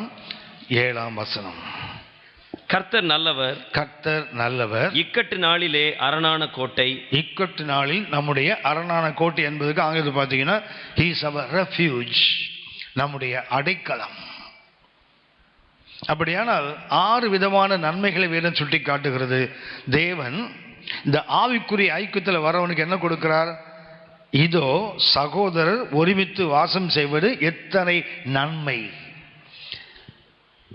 ஆபிரகாம் வாழ்க்கையில் பார்த்தீங்கன்னா சொன்னேன், சாராள் ஒரு காலகட்டத்தில் அவங்க பிரிந்து போயிட்டாங்க. பிரிந்து போகாத ஐக்கியம் எது தெரியுங்களா? தேவனோடு உள்ள அந்த ஐக்கியம் தான். ஏன்னா அழைத்தவர் அவர் ஒருபோதும் விட்டு போக மாட்டார். அவரோடு நம்முடைய ஐக்கியம் சரியா இருந்தால் என்ன ஆகும் தெரியுங்களா? அவருடைய நன்மை நமது வாழ்க்கையில் உண்டாகும். இந்த 6 நன்மைகளும் கண்டிப்பாக உண்டாகும். 1 குட்னஸ் ஆஃப் காட். 2வதாக சங்கீதம் 133:1 வாசிக்கிறோம். முதல்ல நன்மையும், அடுத்தது என்ன? எத்தனை இன்பமுமாய் நன்மை, அடுத்தது எத்தனை இன்பம். இன்பம் என்பதற்கு ஆங்கிலத்தில் பிளஷர்ங்கிற வார்த்தை. நன்மை இன்பம் என்பதற்கு பயன்படுத்திய ஆங்கில வார்த்தை பிளஷர். ஞாபகம் இருக்குன்னு நினைக்கிறேன், பழைய காலத்தில் காருக்கு பேரு பிளஷர் கார் தான். ஆமா. தேவன் 2வது கொடுப்பன பிளஷர் ஆஃப் காட், தேவன் கொடுக்கிற இன்பம். முதல்ல தேவன் கொடுக்கிற நன்மை, அந்த ஆவிக்குரிய ஐக்கியத்தை நான் எப்போதுமே நினைப்பேன், சபைகளுக்கு இதை ஆழமாக சொல்லி தரணும். நீ ஒரு சரியான ஐக்கியத்தில் இருந்தால் உன் வாழ்க்கையில் கண்டிப்பாக நன்மைகள் தான். ஆமென். அடுத்தது உன் வாழ்க்கையில் தேவன் கொடுக்கிற இன்பம் தான், அதில் மாற்றுக்கிறதே இல்லை. அந்த வேல்யூ ஆஃப் அந்த ஃபெலோஷிப்புக்கு சரியாக சொல்லி கொடுத்துட்டோன்னு வச்சிங்களேன், கண்டிப்பாக அவனுக்கு ஐக்கியத்தை விட்டு ஓடவே மாட்டான், ஐக்கியத்தில் நிலச்சி நிற்பாங்க. இன்னைக்கு பார்த்தீங்கன்னா சபைகளில் விசிட்டர்ஸ் நிறைய பேர் இருக்காங்க. அதாவது சொந்தக்காரங்க கொஞ்சம் தான் இருக்காங்க, மீதி எல்லாம் இருந்துங்களா விசிட்டர்ஸ். இந்த ஞாயிற்றுலாம் வருவாங்க, அதுக்கப்புறம் எந்த ஞாயிற்றுல வருவான்னு அவனுக்கே தெரியாது. திடீர்னு ஒரு நாள் நிற்பான். சில சபைகளில் பார்த்தீங்கன்னா இந்த நியூ இயர்ஸ் டே தெரியுங்களா, அன்னைக்கு மாத்திரம் வர ஆள்லாம் இருக்குது. அவர் சர்ச் மெம்பர் இல்லை, எங்கேயாவது சுற்றிட்டு இருக்க வருஷம் ஃபுல்லாக. ஆனால் அந்த வாட்ச்மேன் சர்வீஸுக்கு பார்த்தீங்களா, ஏன்னா அவருக்கு ஒரு ராசி அது. வருஷத்தை இந்த சபையில் தொடங்கணும், நல்லா இருந்தது, அதனால் என்ன பண்ணோம், வருஷத்துக்கு ஒரு முறை அந்த எங்கே பார்த்தீங்கன்னா பிள்ளையார் வேலை நிற்பான் அளவன். ஆனால் அந்த ஜனவரி அந்த 1ஆம் தேதி மாத்திரம் பார்த்தீங்கன்னா கரெக்டாக உட்காந்துருப்பான் சபையில். ஒரு நல்ல காணிக்கை வேற கொடுப்பான் சாமி. அவன் பாஸ்டருக்கு அப்படி ஜில்லுன்னு ஆகிடும். பரவாயில்ல, ஒரு முறை வந்தால் கூட ஒரு வருஷத்துக்கு சேர்த்து காணிக்கை கொடுக்க நிம்மதி ஆகிடும் அவருக்கு. கவனிங்க, அவன் ஐக்கியத்தினுடைய மேன்மை இன்னைக்கு அநேகருக்கு தெரியல. சபை என்ன ஒரு கட்டடம் நினைச்சிட்டு இருக்கிறாங்க. So it's a spiritual unity. 2வது கர்த்தர் கொடுக்கிறார் பிளஷர் ஆஃப் காட், கர்த்தருடைய இன்பத்தை கொடுக்கிறார். 3 கருத்துக்களை சுட்டி காட்டுகிறேன். அந்த இன்பம் எப்படிப்பட்டது அப்படின்னா 2 கொரிந்தியர் 12:10. அந்தப்படி நான் பலவீனமாய் இருக்கும் போதே பலமுள்ளவனாய் இருக்கிறேன். ஆகையால் கிறிஸ்துவின் நிமித்தம் எனக்கு வரும் பலவீனங்களிலும் நிந்தைகளிலும் நெருக்கங்களிலும் துன்பங்களிலும் இடுக்கண்களிலும் நான் பிரியப்படுகிறேன். அந்த பிரியப்படுகிறேன் இல்ல, நான் சந்தோஷப்படுகிறேன். எதுல வருது? பாடுகள் உபத்திரவத்தில் அவனுக்கு என்ன வருதுன்னா ஒரு இன்பம் வருது பாருங்களேன், ஒரு சந்தோஷம் வருது பாருங்களேன். திரும்ப வாசிங்க இந்த வசனத்தை. அந்தப்படி நான் பலவீனமாய் இருக்கும் போதே 9 கூட வாசிங்க, 9ஆம் வசனம் கூட வாசிங்க. அதற்கு அவர் என் கிருபை உனக்கு போதும். என்ன சொல்றாரு பவுல்? ஆண்டவரே சரி, ஒரு முள் இருக்கு ஆண்டவரே, அதை எடுத்து போடுங்க. 3 முறை கேட்டார். கர்த்தர் சொல்றாரு என் கிருபை உனக்கு போதும். பலவீனத்திலே என் பலம் பூரணமாய் விளங்கும் என்றார். உன்னுடைய பலவீனத்தில் தான் என் பலன் பூரணமாய் விளங்கும். ஆகையால் கிறிஸ்துவின் வல்லமை என்மேல் தங்கும்படி என் பலவீனங்களை குறித்து நான் மிகவும் சந்தோஷமாய் மேன்மை பாராட்டுகிறேன். எங்க இன்பம் இருக்குதுங்களா ஆவிக்குரிய வாழ்க்கையில? தேவ சித்தத்தின்படி, சப்ஜெக்ட் டு காட்ஸ் வில். அதாவது தேவ சித்தத்தின்படி நம்ம வாழ்க்கையில் வருகின்ற நெருக்கங்கள், வாழ்க்கையில் அவர்கள் முட்களை போன்ற அனுபவங்கள் இருக்குது தெரியுங்களா? அடுத்து தேவன் கொடுக்கிற, ஏன்னா அங்கே என்ன நிறைவேற போகிறது? நம்மை குறித்த தேவ சித்தம் நிறைவேற போகிறது. நம்மை குறித்த தேவ சித்தம் எப்போ நிறைவேறுதுன்னு சொன்னால், தேவன் நமது வாழ்க்கையில் அனுமதிக்கின்ற பாடுகள் நினைக்கிறோம் தெரியுங்களா? பாடுகளுக்கு அடுத்த பக்கம் என்ன தெரியுங்களா? அது இன்பம். உதாரணமாக ஐஸ்வர்யவானும் இருந்தார், லாசரும் இருந்தாங்கல்ல. லாசரை பார்த்தீங்கன்னா ஒரு பக்கம் பாடுகள் அவருக்கு, ஆனால் அடுத்த பக்கத்தை பாருங்க, ஆபிரகாமின் மடியின் மேன்மை அவருக்கு கிடைச்சதில்லை. அப்படியானால் தேவன் கொடுக்கிற அந்த பிளஷர் ஆஃப் காட் எதன் அடிப்படையில் தெரியுங்களா? Subject to God's will. தேவ சித்தத்தின்படி நீங்கள் நான் என்ன செய்வோம்? ஒரு பாடுகள் அனுபவித்தால் என்ன செய்யணும்? அதை குறித்து அதுதான் உண்மையாக தேவன் கொடுக்கிற பிளஷர், தேவன் கொடுக்கிற சந்தோஷம். அதுதான். இரண்டாவதாக அந்த சந்தோஷம் எப்படி வரும்னு சொன்னால், இன்ஸ்பயர்ட் பை காட். ஒன்று தேவ சித்தத்துக்கு உட்பட்டதாக இருக்கும் அந்த சந்தோஷம். ரெண்டாவது எப்படி இருக்கும் தெரியுங்களா? Inspired by God. தேவனால் அகத்தூண்டுதல் பெற்றதாக இருக்கும். நம்ம உள்ளத்தில் தெளிவாக அப்படி ஒரு தூண்டுதல் இருக்கும். பிலிப்பியர் 2ஆம் அதிகாரம் 13-14 வசனங்கள். ஏனெனில் தேவனே தம்முடைய தயவுள்ள சித்தத்தின்படி விருப்பத்தையும் செய்கையையும் உங்களில் உண்டாக்குகிறவராய் இருக்கிறார். நான் வீணாக ஓடினதும் வீணாக பிரயாசப்பட்டதும் இல்லை என்கிற மகிழ்ச்சி கிறிஸ்துவின் நாளில் எனக்கு உண்டாயிருப்பதற்கு. அப்ப என்ன உண்டாகும்? கிறிஸ்துவின் நாளில் நமக்கு ஒரு சந்தோஷம் உண்டாவதற்கு, அந்த பிளஷர், அந்த இன்பம் உண்டாவதற்கு என்ன நடக்குது தெரியுங்களா? It is inspired. என்ன ஆகுது? தேவனே தமது தயவுள்ள சித்தத்தின்படி உங்களில் விருப்பங்களையும் செய்கைகளையும் உண்டாக்குகிறவர் போட்டிருக்கு 13ஆம் வசனத்தில். 13ஆம் வசனத்தில் மிக தெளிவாக சொல்லுகிறார். ஏனெனில் தேவனே தமது தயவுள்ள சித்தத்தின்படி உங்களில் விருப்பங்களையும் செய்கைகளையும் உண்டாக்குகிறவர். ஆகையினால கிறிஸ்துவின் நாளில் எனக்கு என்ன உண்டாகும்? ஒரு பெரிய சந்தோஷம் உண்டாகும். அப்படின்னா அந்த பிளஷர் ஆஃப் காட் என்பது உலகத்தோடு சம்பந்தப்பட்டது. உலகத்தில் சந்தோஷம் கிடையாது என்று அர்த்தம் அல்ல. ஆனால் அது எப்படி இருக்கும் தெரியுங்களா? தேவன் நமக்குள்ள ஒரு தூண்டுதல், அகத்தூண்டுதலை கொடுத்து விட்டால் நமக்குள்ள என்ன எண்ணம் வந்தாலும், நமக்குள்ள என்ன செய்கை வந்தாலும் நமக்கு என்ன உண்டாகுதுல? ஒரு சந்தோஷம். ஏன்னா it is inspired by God. தேவனே தமது தயவுள்ள சித்தத்தின்படி நம்மள எண்ணத்தையும் செய்ய உருவாக்கினபடியினால கிறிஸ்துவின் நாளில் நம்ம என்ன செய்ய மாட்டோம்? துக்கப்பட மாட்டோம். உங்களுக்கு தெரிந்த வசனம் 1 யோவான் 2:28 வாசிக்கிறோம் தெரியுங்களா? என் பிள்ளைகளே,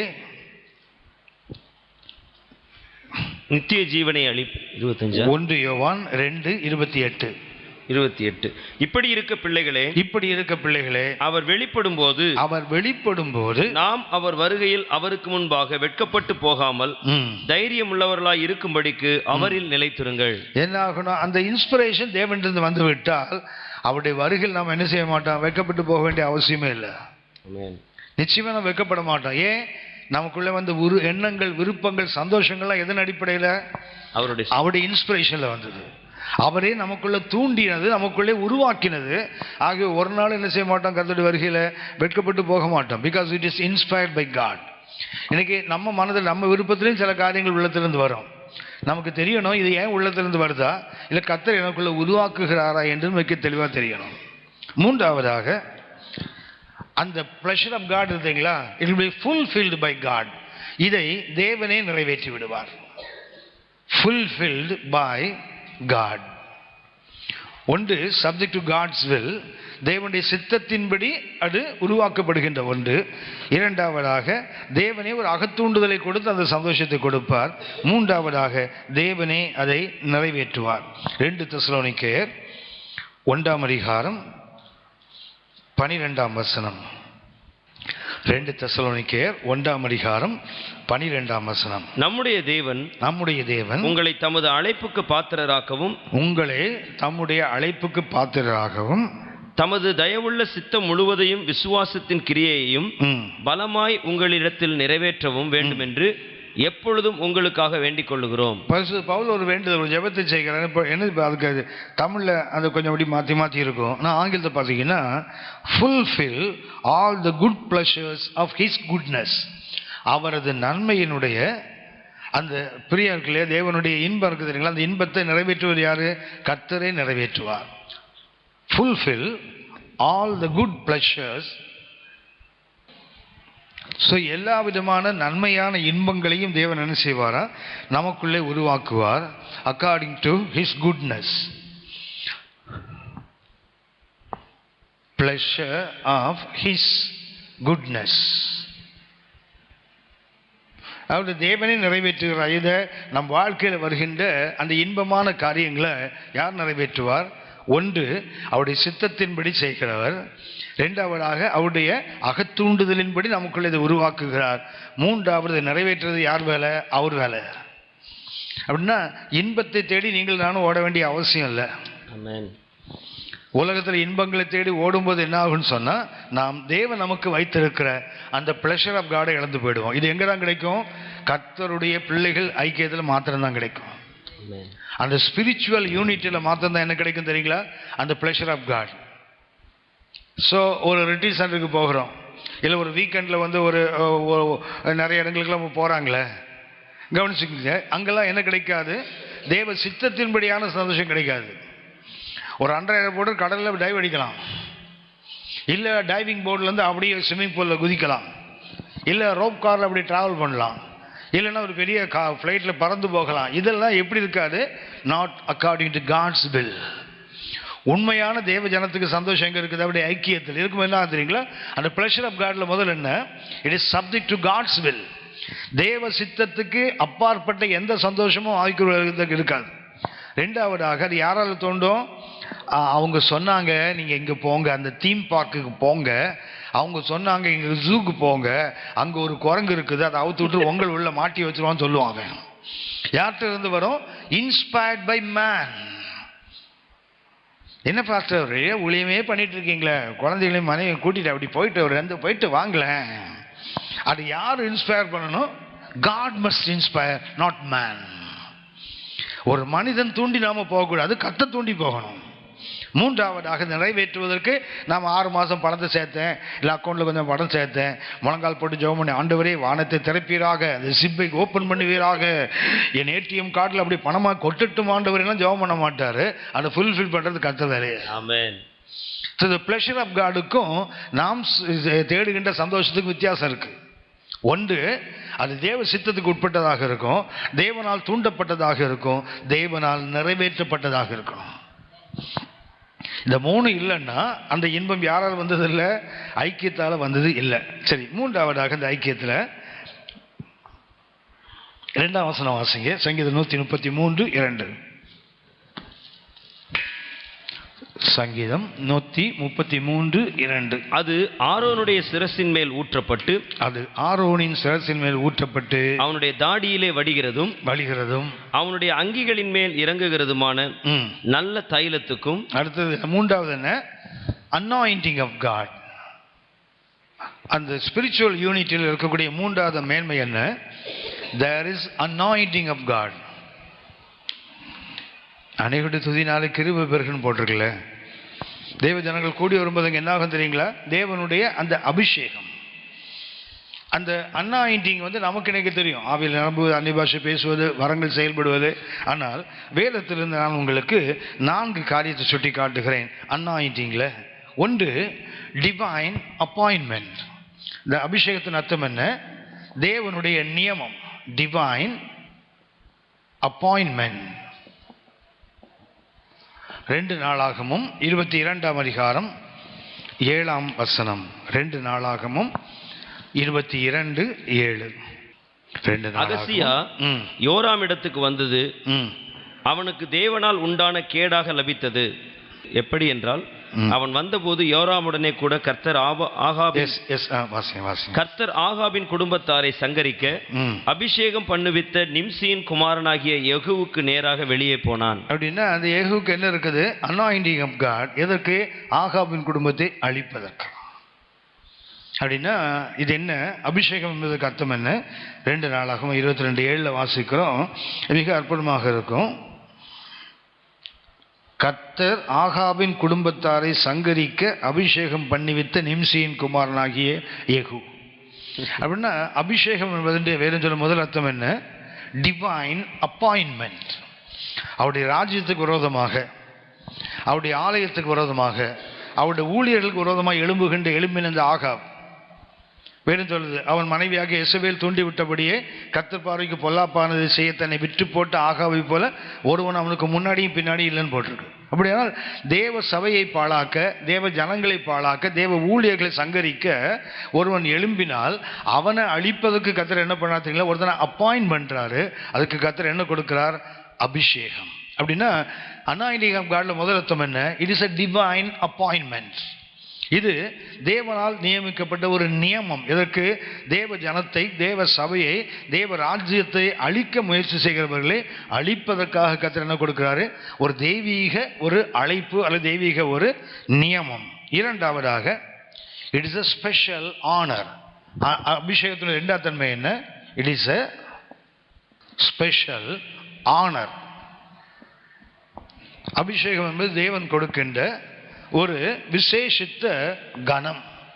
1 சாமுவேல் 24ஆம் அதிகாரம் 1 சாமுவேல் 24ஆம் அதிகாரம் 6ஆம் வசனம். 1 சாமுவேல் 24:6.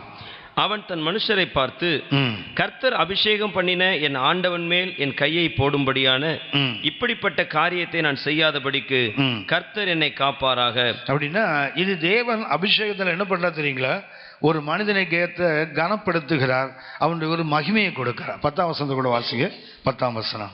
இதோ கர்த்தர் இன்று கெபியில் உம்மை என் கையில் ஒப்பு கொடுத்தார் என்பதை இன்றைய தினம் உம்முடைய கண்கள் கண்டதே. உம்முடைய கொன்று போட வேண்டும் என்று சிலர் சொன்னார்கள், ஆனாலும் என் கை உம்மை தப்ப விட்டது. என் ஆண்டவன் மேல் என் கையை போடேன், அவர் கர்த்தரால் அபிஷேகம் பண்ணப்பட்டவராமே என்றேன். அப்படின்னா அந்த அபிஷேகம் special honour given by God. தேவன் தன்னுடைய ஊழியர்களுக்கு தான் அபிஷேகம் பண்றவர்கள் பண்ண ஒரு விசேஷித்த கனத்தை கொடுக்கிறார். அபிஷேகத்தில் 2வது பொருள். 3ஆவதாக அபிஷேகம் என்பது இஸ் எ ஸ்பெஷல் பிரிவிலேஜ். கர்த்தர் கொடுக்க விசேஷித்த அனுகூலம், தேவன் கொடுக்கிற ஒரு விசேஷித்த சலுகை, ஸ்பெஷல் பிரிவிலேஜ். சங்கீதம் 105:15. சங்கீதம் 105:15. நான் அபிஷேகம் பண்ணினவர்களை நீங்கள் தொடாமலும். என்ன செய்யக்கூடாது? நான் அபிஷேகம் பண்ணின நீங்க என்ன பண்ணக்கூடாது? தொடக்கூடாது. என்னுடைய தீர்க்கதரிசிகளுக்கு தீங்கு செய்யாமலும் இருங்கள் என்றார். அப்படின்னா இவர் அபிஷேகம் பண்ணவன அடுத்தவன் என்ன பண்ணக்கூடாது?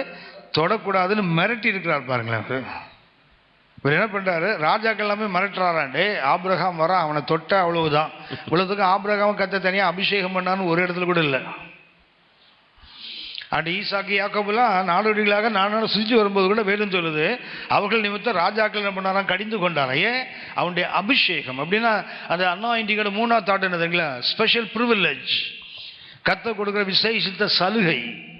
அபிஷேகம் என்பது தேவன் கொடுக்கின்ற விசேஷித்த ஒரு கணம். அடுத்தது அபிஷேகம் என்பது தேவன் கொடுக்கின்ற மிக உயர்ந்த ஒரு சலுகை. யார் என்ன பண்ணக்கூடாது? அவர் அபிஷேகம் பண்ணவன தொடக்கூடாதுன்னு கர்த்தரே இடைப்படுகிறார். 4ஆவதாக உண்டு, இட் இஸ் காட்ஸ் பிளெஸிங். அபிஷேகம் என்பது என்ன? இது காட்ஸ் பிளெஸிங், தேவன் கொடுக்கிற ஒரு மகிமையான ஆசீர்வாதம். சங்கீதம் 23:5. சங்கீதம் 23:5. என் சத்துருக்களுக்கு முன்பாக நீர் எனக்கு ஒரு பந்தியை ஆயத்தப்படுத்தி என் தலையை எண்ணெயால் அபிஷேகம் பண்ணுகிறேன். என் பாத்திரம் நிரம்பி வழிகிறது. அப்படின்னா அந்த தலையில எண்ணெய் ஊத்துறதுக்கு அர்த்தம் என்ன? It is a blessing. இது தேவன் கொடுக்கிற, வழக்கமா சொல்லுவாங்க. அது ஆடு மேய்க்கிறாங்க இல்லையா, இந்த ஆடு மேய்க்கும் போது ஆடுகள் இந்த வனாந்திரத்திலாம் சுற்றி தெரியறதுனால ஆடுகளுடைய உடம்பு ஆக்சுவலாக ஹீட் ஆகிறதுக்கு வாய்ப்பு இருக்குது நிறையா. ஸோ அப்போ என்ன பண்ணுவாங்களாம், ஆட்டுக்கு தலையில் கொஞ்சம் எண்ணெய் ஊற்றுவாங்களாம். அந்த எண்ணெயை ஊற்றிட்டு ஆடு அப்படியே ஜில்லுன்னு ஆகிடுமா. ஒரு முறை அந்த எண்ணூர் ஹை ரோடு, ஆக்சுவலாக எண்ணூர்லேருந்து பாரிஸ் காண்ட வரைக்கும் வரக்கூடிய அந்த பீச் ரோடு, அதில் ஒரு முறை எங்கள் கம்பெனி பஸ் வந்து திடீர்னு பிரேக் டவுன் ஆச்சு. இறங்கி நின்றுட்டுருக்கோம் அடுத்த பஸ் வர்றதுக்காக. இறங்கி அந்த பக்கத்தில் பஸ்ஸே வராது அப்போ. ஸோ இறங்கி நின்றுட்டு இருக்கும்போது ரோடு ஓரத்தில் ஒரு பன்னி படுத்துருக்குது. அந்த பன்னி பார்த்தீங்கன்னா அது அந்த கண்ணெல்லாம் அப்படி சொருகிட்டு, அந்த வழக்கமாக நாய்களுக்கு பூனைக்கு தான் அந்த ஜொல் வலியும் இல்லை, இது பன்னிக்கு வலியுது. ஏன்னா ஒரே ஆச்சரியம், எப்படிடா பன்னிக்கு என்னடா இப்படி பெரிய சந்தோஷம்னு பார்த்தா, ஒரு அம்மா அதுக்கு பக்கத்தில் உட்காந்துட்டு அதோடைய பாதம் இருக்குது பார்த்தீங்களா, அந்த பாதத்தை வச்சு அந்த பண்டியோட வயிற்று பக்கத்தை அப்படி தடவிட்டே இருக்காங்க. அதாவது இவர் படுத்திருக்காரு, அந்த அம்மா அதுக்கு தரையில் உட்காந்துட்டு இந்த பாதத்தை வச்சு என்ன பண்ண அப்படியே அந்த வயிற்றில் தடவிட்டே இருக்குது. இவர் மெய்மறந்து அப்படியே போயிட்டு இருக்காரு. 3ஆம் வாரம் தாண்டிப்பார்னு நினைக்கிறேன் அவர். அப்போ அது ஆனிமல்ஸ், அது மாதிரி வீட்டில் நாய்க்குட்டி இருக்குது தெரியுங்களா, அப்படி தடவி பாருங்களேன், அவ்வளோதான் போயிடுவார் அவர், நம்மளையும் கூட்டு போயிடுவார் ஆள். அதே மாதிரி ஆட்டுக்கு எண்ணெயில் தலையில் எண்ணெய் ஊற்றினா இவன் ஆடு என்ன ஆகுமா, அப்படியே மெய் மறந்து போயிடும். அதே மாதிரி கத்தர் என்ன செய்கிறாராம், ஆரோனின் சிரசில் ஊட்டப்பட்டு அவன் தாடி வடியாய் வழிந்து அவன் அங்கேயே நினைத்த அந்த அபிஷேகத்தை, தலையில் ஏற்கனவே பாக இருக்கும், அந்த தலப்பா மேலே தான் எண்ணெயை ஊற்றுறானுங்க. தலப்பா நனைஞ்சி தாடி நனைஞ்சி அவன் சட்டெல்லாம் அவன் அங்கேயெல்லாம் நனையுதான். அந்த அளவுக்கு அபிஷேகத்தை எல்லாம் ஊற்றப்படுமாம். அப்படின்னா அந்த ஸ்பிரிச்சுவல் அந்த யூனிட்டில் என்ன நடக்கு தெரியுங்களா, தேவனுடைய ஆசீர்வாதம் அளந்தல்ல அளவில்லாமல் ஊற்றப்படுகிறது. சொல்ற என் பாத்திரம் நிரம்பி தேவையுள்ள வெறுமையான பாத்திரங்களில் போகிற அளவுக்கு ஆசீர்வாதம் வருது இல்லையா. அதாவது ஒரு திருப்தி என்றால் என்ன தெரியுங்களா, மீதியான துணிக்கைகள் தான் திருப்தியின் அடையாளம். கொடுத்த சாப்பாட்டை கிளீனாக பிளேட்டை அப்படி துடைக்கிற மாதிரி வச்சுட்டாங்கன்னு வச்சுங்களேன், வயிற்றுக்குள்ளே இன்னும் கொஞ்சம் இடம் இருக்குதுன்னு அர்த்தம். சாப்பிட்டு முடியாமல் ஐயோ போதும் ஐயோ ஐயோ ஐயோன்றான் தெரியுங்களா, அப்படிதான் உண்மையிலே திருப்தியாக சாப்பிட்டான்னு அர்த்தம். நம்ம கொடுத்ததை கிளீனாக சாப்பிட்டான்னு வச்சுங்களேன், அவன்கிட்ட இன்னும் வயிற்றுக்குள்ளே இடம் இருக்குது, இல்லைன்னா அட்லீஸ்ட் மனசுக்குள்ளேயாவது இடம் இருக்குதுன்னு அர்த்தம். அதே போல் தான் கத்தர் அப்படி தலையில், எனக்கு ஆச்சரியங்களா, தாகம் உள்ளவன் மேல் தண்ணீர், தாகம் உள்ளவன் குடிக்கத்தானே தண்ணி கொடுக்கணும், இவர் தலைவலியாக தண்ணி ஊற்றுறாரு பாருங்களேன். ஏனென்றால் அது காட்ஸ் பிளெஸிங் வந்து நம்ம பாட்டு சொன்னால் தொட்டுக்கோ தொடச்சிக்கோ இல்லை, எப்படி கொடுப்பாராம், பாத்திரம் நிரம்பி வழியில. ஆமென். சரியா? அப்படின்னா அன்னாயிண்டிங் ஆஃப் காடுக்கு வழக்கமாக நம்ம பார்க்குற அர்த்தங்கள் அல்ல இது. ஒன்று டிவைன் அப்பாயின்மெண்ட், அடுத்தது ஸ்பெஷல் ஆனர், ஸ்பெஷல் ப்ரிவிலேஜ், நான்காவது அபவுண்டிங் காட்ஸ் பிளெஸிங், அது நிரம்பி வழிகிற தேவனுடைய அந்த ஆசீர்வாதம். இதுக்கெல்லாம் பேச்சான பேர் அனாயிண்டிங் ஆஃப் காட். இது எங்கே கிடைக்கும் அப்படின்னா ஒன்லி இன் ஸ்பிரிச்சுவல் யூனிட்டி. நான்காவதாக வேண்டிய வாசிக்கிறோம், அது எப்படி இருக்குமா, பனி, ஹெர்மோன் மலையின் மேலும் சீயோன் பருவத்தின் மேலும் வருகிற என்னமா பனி. உங்களுக்கு தெரியும் நினைக்கிறேன். ஹெர்மோன் எங்கே இருக்குது, ஹெர்மோனில் இருக்குது. இது ஒரு கேள்வி, இது ஹெர்மோன் எங்கே இருக்குது ஐயா? ஹெப்ரோனில் இருக்குது. ஸோ ஏறக்குறைய எந்த ஏரியாவில் இருக்கும் ஹெப்ரோன்? இஸ்ரவேலுடைய வடக்கு எல்லை. அது பைபிளில் பின்னாடி அது மேப்பு பாருங்களேன், பின்னாடி மேப்பு பாருங்க எங்கே இருக்குன்னு சொன்னால் பிலிப்பி செசேரியா இருக்கு இல்லையா, அதாவது பலஸ்தீன தேசம் புதிய ஏற்பாட்டின் காலத்தில். அது மேலே வாங்க, பிலிப்பி செசேரியா, அந்த பக்கத்தில் தமஸ்கு. டமஸ்கஸ்க்கும் இந்த பிலிப்பி செசேரியா, அதாவது இஸ்ரவேலுடைய எல்லை எங்கே முடியுது, அந்த டாட் போட்டிருக்கு பார்த்தீங்களா, பிலிப்பி செசேரியா தாண்டி ஒரு டாட் போட்டிருக்குல்ல, அதோட இஸ்ரவேல் முடியுது. ஹெர்மோன் எங்கே இருக்குது, சீரியாவின் தொடக்கத்தில் இருக்குது. அது சீரியாவுக்கு இஸ்ரவேலின் எல்லையிலிருந்து தான் பிலிப்பி செசேரியா, இந்த ஹெர்மோன் மலையினுடைய ஒரு தொடர்ச்சியில் தான் பிலிப்பி செசேரியா ஊரே இருக்குது. சீயோன் எங்கே இருக்குது,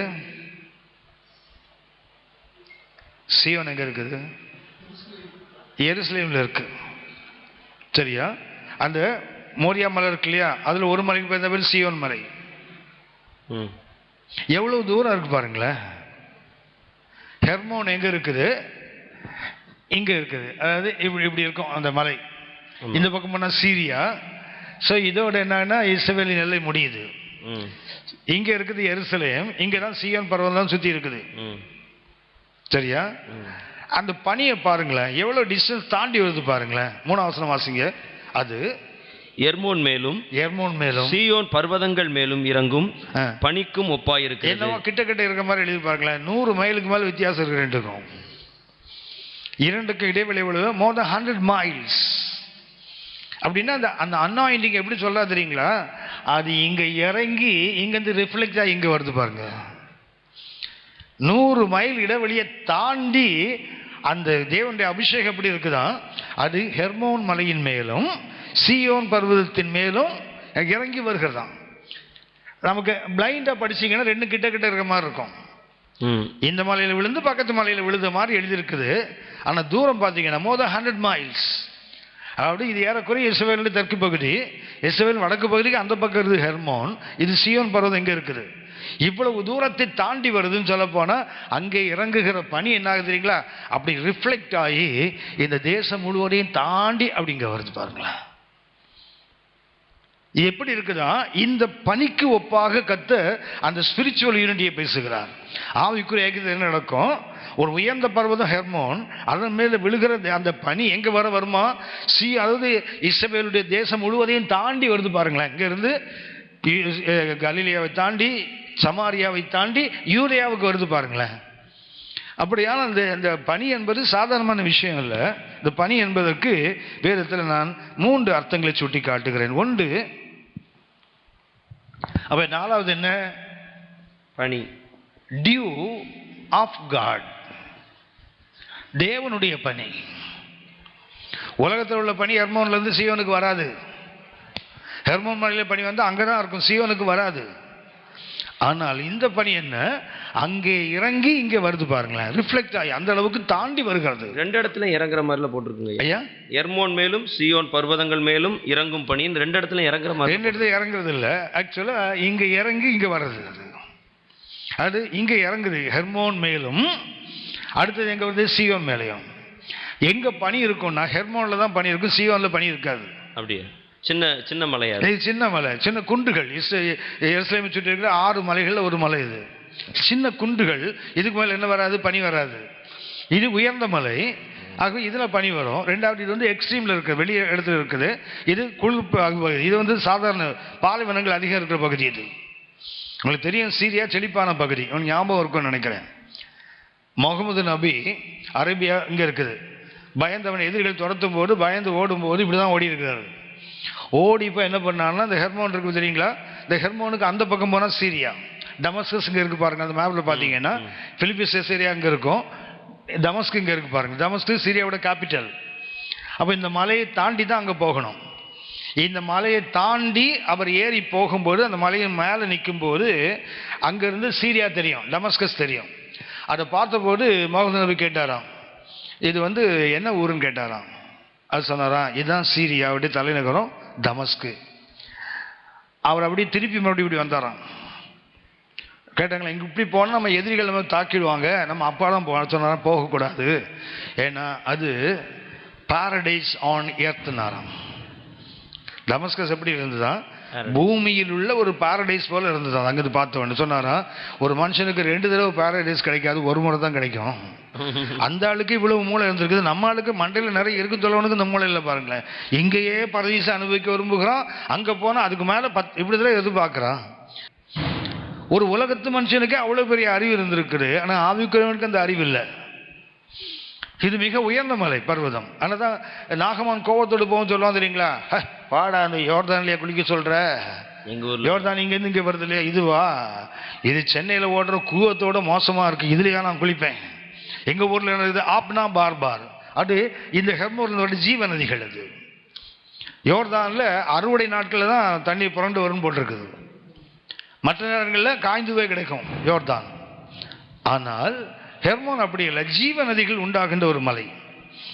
அதனால எழுதியிருக்கிறத பார்த்தா அப்படின்னா அது மேலே தனியாக இருக்கு, இது மாதிரி தனியாக இருக்குமா இருக்குல்ல, இல்லை, அங்கே இறங்குகிறது இங்கே வர வருதான். அப்படின்னா அந்த டியூ என்பதற்கு ஒரு அர்த்தம் என்ன? தேவனுடைய சத்தியம். டியூ என்பதற்கு என்ன? ஒன்று ட்ரூத் ஆஃப் காட். உபாகமும் 32ஆம் அதிகாரம் 2ஆம் வசனம். த டியூ ஆஃப் காடுக்கு ஒரு அர்த்தம் என்ன? Truth of God. மழையானது இளம் பயிரின் மேல் பொழிவது போல என் உபதேசம் பொழியும். என் உபதேசம் பொழியும். பனித்துளிகள் புல்லின் மேல் இறங்குவது போல, பனித்துளிகள் புல்லின் மேல் இறங்குவது போல என் வசனம் இறங்கும். அப்படி அந்த பனி எதற்கு ஒப்பிடப்படுகிறது? கர்த்தருடைய வார்த்தைக்கு. Truth of God. அப்ப அந்த ஸ்பிரிச்சுவல் யூனிட்டி எங்க இருக்குதோ அங்க என்ன ஆகும் தெரியுங்களா? கிடைக்கக்கூடாத இடத்துக்கு கூட அங்கிருந்து கர்த்தர் கொண்டு வரார் பாருங்க. அப்படி பனி என்பது கர்த்தம் என்ன? Truth of God. இரண்டாவதாக பனி என்பது கர்த்தருடைய உன்னதமான ஒரு ஆசீர்வாதத்தை குறிப்பது. ஆதியாகமம் 27ஆம் அதிகாரம் 8ஆம் வசனம். ஆகையால் என் மகனே, என் சொல்லை கேட்டு நான் உனக்கு கற்பிக்கிறபடி செய். இல்லையா? 27ஆம் அதிகாரம் 28ஆம் வசனம். 28 சொல். தேவன் உனக்கு வானத்து பனியையும், தேவன் உனக்கு வானத்து பனியையும் பூமியின் கொழுமையையும் கொடுத்து. அப்படின்னா நமக்கு முதல்ல தெரியும் உங்களுக்கு, ஆதியாகமம் 2ஆம் அதிகாரம் 7-8 வசனத்தை பார்த்தீங்கன்னா, பூமியிலிருந்து பனி கிளம்பி தரையை நனைத்து பயிரை முளைப்பிச்சும் போட்டிருக்கு. அப்படின்னா பனி எங்கேருந்து வருது? கீழேருந்து வருது. ஆனால் இந்த பனி எங்கே? வானத்திலிருந்து வருது. அது பிளஸ்ஸிங்ஸ் ஆஃப் த ஹை. பனி என்பதற்கு ரெண்டாவது அர்த்தம் என்ன? வானத்தின் பனி. அதாவது பூமியின் பனி அல்ல, இது வானத்தின் பனி. மூன்றாவதாக பிரசன்ஸ் ஆஃப் காட். பனி என்பது எதை குறிக்கும்? தேவனுடைய பிரசன்னத்தை குறிக்கும். தேவ பிரசன்னத்தை குறிப்பது பனி. ஓசியா 14ஆம் அதிகாரம் 5-6 வசனங்கள் 7 வரைக்கும். ஓசியா 14, 5, 6, 7 3 வசனங்கள். நான் இஸ்ரவேலுக்கு பனியை போல் இருப்பேன். இது யாரு? தேவன் தான் அந்த டியூ. அதான் டியூ ஆஃப் காட் என்று எழுதியிருக்க மேல ஒன்று கர்த்தருடைய வார்த்தை, இரண்டாவது கர்த்தருக்கு அனுப்புகின்ற ஆசீர்வாதங்கள், மூன்றாவதாக அவருடைய பிரசன்னம். நான் இஸ்ரவேலுக்கு பனியை போல் இருப்பேன், அவன் லீலி புஷ்பத்தை போல் மலருவான். என்ன ஆகுமா? அவருடைய பிரசன்னம் வரும்போது, அந்த ஆவிக்குரிய ஐக்கியத்தில் அவருடைய பிரசன்னம் வரும்போது மலர முடியாதவர்கள், மொட்டாக இருக்கிறவர்கள், இல்லை என்றால் செழித்து வளர முடியாதவர்கள் என்ன செய்வாங்களா? மலருவார்கள்.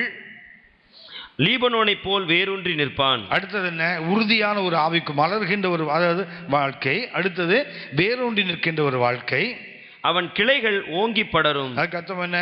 அகலமாக பறந்து போகிறான். அவன் அலங்காரம் ஒலிவ மரத்தினுடைய அலங்காரத்தை. அடுத்தது அவனுக்கு ஒரு அலங்காரம் கொடுக்கப்படுகிறது. அவனுடைய வாசனை லீபனோனுடைய வாசனையை போலவும் இருக்கும். வாசனை என்பது சாட்சி. ஒரு வாசனையை கற்றுக் கொடுக்கிறார். அவன் நிழலில் குடியிருக்கிறவர்கள் திரும்புவார்கள். அடுத்தது என்ன? அவன் அநேகருக்கு அடைக்கலமாக மாறுகிறான். தானிய விளைச்சலை போல செழித்து திராட்சை செடிகளை போல படருவார்கள். அடுத்தது என்ன? படர்ந்து போகின்ற, அடுத்தவங்க இடங்களுக்கும் கடந்து போகின்ற. இதெல்லாம் எப்ப நடக்கும்னா, when the presence of God comes. இஸ்ரவேலுக்கு கர்த்தர் பனியை போல இருக்கும்போது நடக்கின்ற அனுபவம் என்ன? பாட்டு பாடுறாரு பாஸ்டர் பால் தங்கியா, பனி போல பெய்யும் பரிசுத்தரே, மழையாக பொழியும் ஆவியே. ஆவியே பாடுறாரு இல்லையா? அது பாட்டு எனக்கு ரொம்ப இஷ்டமான பாட்டு. அது பாடு ரொம்ப ரொம்ப விருப்பமானது. ஒரு முறை அந்த பாட்டு நான் பாடும்போது, அந்த பாட்டு முடிஞ்ச உடனே ஒருத்தர் அந்த கூட்டத்திலே எழுதி சொன்னார், நீ பாடிட்டு இருக்கும்போது ஆண்டோடைய பிரசன்னம் அப்படி பனி மாதிரி மேலே இறங்கிட்டு ஒரு ஃப்ரீசர் பாக்ஸில் என்ன வச்சா நான் எப்படி இருப்பேனோ அப்படி ஆகிட்டேன் அந்த நிமிஷத்தில். அப்படியே அந்த வேவ்ஸ் அந்த பனி வந்து என் மேலே கொட்டி அப்படியே நான் உறைஞ்சி போட்ட மாதிரி ஆகிட்டேன் அப்படின்னாரு. நிறைய இடத்துல அந்த அனுபவத்தை நான் பார்த்துருக்கேன். அதனால் தேவ பிரசன்னம் இறங்கி வரும்போது இந்த ஓசியா 14:5-7 எனக்கு ரொம்ப இஷ்டம். ஆமாம், பனியை போல இறங்குவேன், அவன் மலருவான், அவன் வேரூன்றி நிற்பான், அவன் படருவான், அவன் அலங்காரம். பார்த்தீங்கன்னா 7 இருக்குது அதில். சரியா? ஏதோ நமக்குன்னே கத்திரி, எனக்குன்னே கத்திரி 7 பார்ப்பது உள்ள. அந்த டியூ ஆஃப் காட்ல இந்த 3 காரியங்கள். ஒன்று truth of God, blessings of the high, அது பூமியின் சாரம் அல்ல, வானத்தின் பனி. மூன்றாவதாக தேவ பிரசன்னம். இதெல்லாம் எங்க கிடைக்கும்னா ஆவிக்குரிய ஐக்கியத்தில் மாத்திரம்தான் கிடைக்கும். ஐந்தாவதாக 3ஆம் வசனம் வாசிங்க தம்பி. எதுல? சங்கீதம் 133:3. எர்மோன் மேலும் சீயோன் பர்வதங்கள் மேலும் இறங்கும் பனிக்கும் ஒப்பாயிருக்கிறது. அங்கே கர்த்தர் என்றென்றைக்கும் ஆசீர்வாதத்தையும் ஜீவனையும் கட்டளையிடுகிறார். அடுத்தது என்ன? எல்லாமே பிளெஸிங்ஸ் தான். ஆனால் இதோட தனியாக ஒன்று சொல்கிறார் கர்த்தர். 5வது என்ன? பிளெஸிங்ஸ் ஆஃப் காட், தேவனுடைய ஆசீர்வாதம். தேவனுடைய ஆசீர்வாதம் என்றால் என்ன? நீதிமொழிகள் 10:22 சொல்லும். வேதனை இல்லாததுக்கு பேர் தான் கர்த்தருடைய ஆசீர்வாதம்.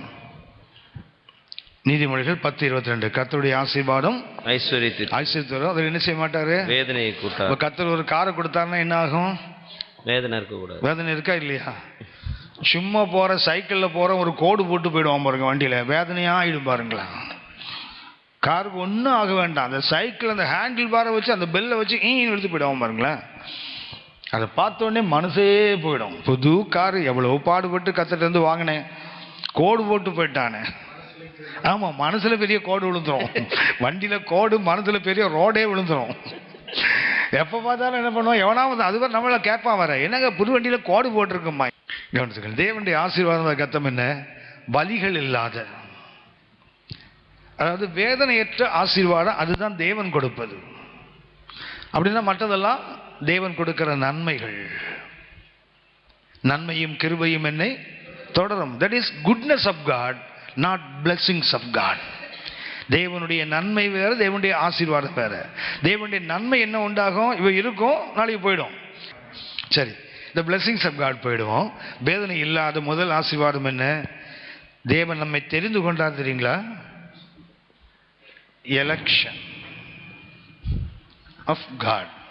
தேவன் கொடுக்கிற உச்சக்கட்ட ஆசீர்வாதம் இருந்தீங்களா? நம்ம தெரிஞ்சுக்கிட்டாரு, நம்ம எலெக்ட் பண்ணாரு. யோசித்து பாருங்க, நம்ம குடும்பத்தில் எவ்வளோ பேர் நல்லவன் யோகியெல்லாம் இருந்தான், அவனெல்லாம் விட்டு கடைஞ்செடுத்த அயோக்கியம் நம்மளை தெரிஞ்சிட்டு இருக்காரு பாருங்களேன். எங்கள் வீட்டில் எனக்கு முன்னாடி 4 அண்ணன், 4 பேருமே நல்லவங்க என்னை விட. இது அவங்களெல்லாம் விட்டுட்டு உருப்படாத என்ன செலக்ட் பண்ணியிருக்காரு பாருங்களாண்டு. That is the best blessing God gives. Amen. ஒன்று எலெக்ஷன் ஆஃப் காட். எபேசியர் 1ஆம் அதிகாரம் 3 முதல் 5 வரை உள்ள வசனங்களை வாசிங்க. நம்முடைய கர்த்தராகிய இயேசு கிறிஸ்துவின் பிதாவாகிய தேவனுக்கு ஸ்தோத்திரம். அவர் கிறிஸ்துவுக்குள் உன்னதங்களிலே ஆவிக்குரிய சகல ஆசீர்வாதத்தினாலும் நம்மை ஆசீர்வதித்திருக்கிறார். தமக்கு முன்பாக நாம் அன்பில் பரிசுத்தம் உள்ளவர்களும் குற்றமில்லாதவர்களுமாய் இருப்பதற்கு அவர் உலக தோற்றத்துக்கு முன்னே கிறிஸ்துவுக்குள் நம்மை தெரிந்து கொண்டபடியே பிரியமானவருக்குள் தாம் நமக்கு தந்தருளின தம்முடைய கிருபையின் மகிமைக்கு புகழ்ச்சியாக தம்முடைய தயவுள்ள சித்தத்தின்படியே நம்மை இயேசு கிறிஸ்துவின் மூலமாய் தமக்கு சுவிகார புத்திரராகும்படி முன்குறித்திருக்கிறார். அப்படின்னா God has elected us. அது வேதனை இல்லாத ஆசீர்வாதம். முதல் என்ன தெரியுங்களா? நாம் தெரிந்து கொள்ளப்பட்டோமே, அது எந்த காலத்திலும் என்ன பண்ணாது, வேதனையை கொண்டு வராத ஆசீர்வாதம். ஆமென். இரண்டாவதாக தெரிந்து கொண்டது மாத்திரமல்ல, அவர் நம்மை ரட்சித்தார். யோவான் 3ஆம் அதிகாரம்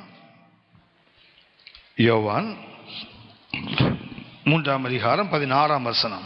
தேவன் தம்முடைய ஒரே பேரான குமாரனை விசுவாசிக்கிறவன் எவனோ அவன் கெட்டு போகாமல் நித்திய ஜீவனை அடையும்படிக்கு அவரை தந்தருளி இவ்வளவாய் உலகத்தில் அன்பு கூர்ந்தார். இரண்டாவது என்ன?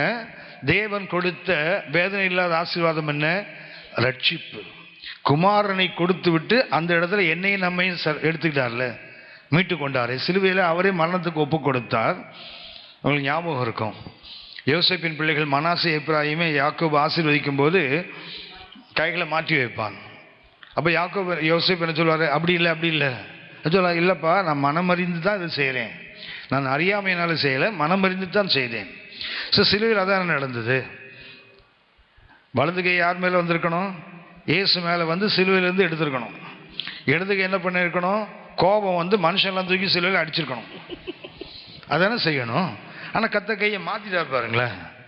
சிலுவையில் அறைய வேண்டியவனை தப்ப வச்சு வலது கையை வச்சு நம்மளை ரட்சித்தாரு.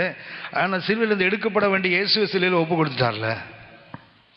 இதை விட ஒரு பெரிய ஆசீர்வாதம் தேவன் மனிதர்களுக்கு கொடுக்கவே முடியாது. ஆமென். Crossed blessing. சிலுவையில் நடந்த ஆசீர்வாதம், கைகள் மாற்றி வைக்கப்பட்ட ஆசீர்வாதம். மூன்றாவதாக தேவன் கொடுக்கிற ஆசீர்வாதம் ரீஜெனரேஷன், புது சிருஷ்டியாக்குகின்ற அனுபவம். 2 கொரிந்தியர் 5:17. இப்படி இருக்க ஒருவன் கிறிஸ்துவுக்குள் இருந்தால் புது சிருஷ்டியாய் இருக்கிறான், பழையவைகள் ஒளிந்து போயின, எல்லாம் புதிதாயின. அப்படின்னா மூன்றாவது தேவன் கொடுக்கிற உச்சக்கட்ட ஆசீர்வாதம் என்ன? Regeneration of God. தேவன் என்ன பண்றார்? நம்மை ஒரு புது சிருஷ்டியாக மாற்றுகிறாரே. தெரிந்து கொண்டார், ரட்சித்தார். ரட்சித்தோடு நின்று விடவில்லை, மாறா என்ன பண்றாரு, நம்மை ஒரு புது சிருஷ்டியாக மாற்றுகிறார். பழையவர்கள் எல்லாம் ஒழித்து விட்டு ஒரு புதிதான ஒரு வாழ்க்கைக்குள்ளே நம்மை நடத்துகிறார். நான்காவதாக அடாப்ஷன், அவருடைய புத்திர சுவீகாரனாய் நம்முடைய புத்திரனாக அவரை நம்மை மாற்றுகிறார். Adoption of God. ரோமர் 8ஆம் அதிகாரம் 15 முதல் 17 வரை. ரோமர் 8. அந்தபடி நீங்கள் திரும்பவும் பயப்படுகிறதற்கு நீங்கள் அடிமைத்தனத்தின் ஆவியை பெறாமல் அப்பா பிதாவே என்று கூப்பிட பண்ணுகிற புத்திர சுவிகாரத்தின் ஆவியை பெற்றீர்கள். அடுத்தது என்ன? ஸ்பிரிட் ஆஃப் அடாப்ஷன், புத்திர சுவிகாரத்தின் ஆவி. தேவன் கொடுக்கின்ற 4வது உச்சக்கட்ட ஆசீர்வாதம். 5ஆவதாக தேவன் கொடுக்கிற ஆசீர்வாதம் ஜஸ்டிஃபிகேஷன். அப்போஸ்தலர் 13ஆம் அதிகாரம், அப்போஸ்தலர் 13:38-39. ஆதலால் சகோதரரே, இவர் மூலமாய் உங்களுக்கு பாவ மன்னிப்பு உண்டாகும் என்று அறிவிக்கப்படுகிறதென்றும், மோசேயின் நியாயப்பிரமாணத்தினாலே நீங்கள் எவைகளினின்று விடுதலையாகி நீதிமான்களாக்கப்படக்கூடாதிருந்ததோ, விசுவாசிக்கிறவன் எவனும் அவைகளினின்று இவராலே விடுதலையாகி நீதிமானாக்கப்படுகிறான் என்றும் உங்களுக்கு தெரிந்திருக்க கடவது. அடுத்தது என்ன? நீதிமானாக்கப்படுதல், ஜஸ்டிஃபிகேஷன் ஆஃப் காட். நீதிமானாக யாரும் ஆக முடியாது, நீதிமான் ஆக்கப்பட வேண்டும். அப்போஸ்தலர் 13ஆம் அதிகாரம் 38-39. அப்போஸ்தலர் 13ஆம் அதிகாரம் 38-39. அது என்ன போட்டு தெரியுங்களா? அவர் நம்மை நீதிமான்கள் ஆக்குகிறார். அப்படின்னா தேவன் கொடுக்கின்ற அந்த ஆசீர்வாதத்தினுடைய 6வது தன்மை என்ன, 5வது தன்மை என்ன? Justification of God. நம்மை அவர் நீதிமான்களாக மாற்றி இருக்கிறார். அடுத்தது ரோமர் 8ஆம் அதிகாரம் 13-14 வசனங்கள். மாம்சத்தின்படி பிழைத்தால் சாவீர்கள், ஆவியினாலே சரீரத்தின் செய்கைகளை அழித்தால் பிழைப்பீர்கள். மேலும் எவர்கள் தேவனுடைய ஆவியினாலே நடத்தப்படுகிறார்களோ அவர்கள் தேவனுடைய புத்திரராய் இருக்கிறார்கள். என்ன ஆகுது? சாங்டிஃபிகேஷன் ஆஃப் காட், பரிசுத்தமாகின்ற ஒரு அனுபவம். இது தேவன் கொடுக்கின்ற 6வது ஆசீர்வாதம். 7ஆவதாக ரோமர் 8ஆம் அதிகாரம் 30ஆம் வசனம். எவர்களை முன்குறித்தாரோ அவர்களை அழைத்தும் இருக்கிறார், எவர்களை அழைத்தாரோ அவர்களை நீதிமான்களாக்கியும் இருக்கிறார், எவர்களை நீதிமான்களாக்கினாரோ அவர்களை மகிமைப்படுத்தியும் இருக்கிறார். மகிமைப்படுத்துதல் தேவன் கொடுக்கின்ற வேதனை இல்லாத ஆசீர்வாதம் இதெல்லாம். ஆனா இன்றைக்கு ஆவிக்குறதுக்கு இதெல்லாம் ஆசீர்வாதமே நிறைய பேருக்கு தெரியாது. ஆசீர்வாதம் வீடு, காரு, பங்களா, ஹெலிகாப்டர், அப்புறம் பெருச்சாளி கேப்டர் வரும். அப்புறம் இப்போ நான் ஹெலிகாப்டர் வந்து இனி பெருச்சாளி கேப்டர் வரும். அதுக்கப்புறம் இந்த இமெயில் கொசுமெயில் வந்த மாதிரி ஹெலிகாப்டர் போய் இனி பெருச்சாளி கேப்டர் வரப்போகுது. எடுத்துக்கல. ஆசீர்வாதம் என்றால் ஆவிக்குரிய உலகம் இன்னும் புரிந்து கொள்ளவில்லை. ஏன்னா நன்மைகளை தான் ஆசீர்வாதம் சொல்லிட்டு இருக்காங்க. நன்மைகள் வீடு, பிள்ளைகள், குடும்பம், நல்ல ஹெல்த், இதெல்லாம் தேவன் கூட குட்னஸ் ஆஃப் காட். அதுக்கு அத்தனை தெரியுங்களா? அவைகள் எல்லாம் நம்மை பின்தொடர்ந்து வரும், நாம் அதை தேடி போக வேண்டாம். நன்மையும் கிருபையும் என்னை தொடரும். அப்படின்னா தேவன் கொடுக்க வீடு, காரெல்லாம் நம்ம பின்னாடி வர வேண்டியது, நாம தேடி போக வேண்டியதில்லை. நாம் தேடி போக வேண்டியது ஆசீர்வாதம். இதை தேடி நாம் போனா நம்ம பின்னாடி அதெல்லாம் வரும். ஆனால் வருத்தம் என்னன்னா, நம்ம அபவுட் டேன் போட்டு என்ன பண்றோம்னா, எதெல்லாம் நம்ம தேடி வருமோ அது நம்ம தேடி போயிட்டு இருக்கிறோம். ஸோ இது நம்ம தேடி வரதே இல்லை. ஏன்னா ஆவிக்கிற உலகத்தை இன்னைக்கும் இயேசு உனக்கு சமாதானத்தை கொடுப்பார், இயேசுவின் கண்ணீரை துடைப்பார், இதுதானே கதை நடக்குது. அப்படின்னா அந்த குட்னஸை பற்றியே ப்ரொஜெக்ட் பண்ண, இடது கை பற்றியே பேசிட்டு இருக்கிறாங்க, வலது கைக்கு வரதே இல்லை. வலது கையை தேடினாலும் இடது கை கண்டிப்பாக வந்துடும். ஆனால் இன்றைய கூட்டங்களை பாருங்க, லட்சக்கணக்கான மக்கள் கூடி வராங்க. அவர்கள் நடுவில் கோடிகள் கணக்கில் பணம் செலவு செய்யப்படுகிறது. இதுக்கு கர்த்தரை உயர்த்தி காட்ட வேண்டும், தப்பு இல்லை. ஆனால் எதை உயர்த்தி காட்டுறாங்க? இந்த குட்னஸ் ஆஃப் காடை காட்டுறாங்களே தவிர பிளெஸிங்ஸ் ஆஃப் காடை காட்டுறதில்ல. இதை காட்டினா கண்டிப்பாக குட்னஸ் ஆஃப் காட் தானே வந்துடும். ஆனால் அதை காட்டினா அது வருது, வராமல் போகுது. ஆனால் இது வராமலேயே போயிடுது. ஏன்னா அவனுக்கு இப்படி ஒன்று இருக்குன்னே தெரியலையே. ஏன்னா அவங்க அதைத்தானே ஆசீர்வாதம் சொல்லி நம்பிட்டு இருக்காங்க. ஸோ 7 கருத்துக்களை சொல்லியிருக்கிறேன், இன்னும் நிறைய இருக்கு பைபிளில். சரியா? இந்த 7க்குமே முதல்ல உருப்படுறது வழியை பார்ப்போம், அதுக்கப்புறம் அடுத்துக்கு போவோம். ஆறாவதாக எட்டர்னல் லைஃப் ஆஃப் காட். சங்கீதம் 133 கடைசி வசனம் அடி வாசிங்க. அங்கே ஆசீர்வாதத்தையும் ஜீவனையும் கற்று. என்ன ஜீவன்?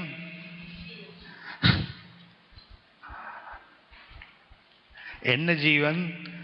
இம்மைக்காக மாத்திரம் கிறிஸ்துவை பின்பற்றுகிற ஜீவன் அல்ல, நித்திய ஜீவன். அப்படின்னா ஆறாவது என்ன கற்றுக் கொடுக்கிற அந்த ஸ்பிரிச்சுவல் யூனிட்லன்னா எட்டர்னல்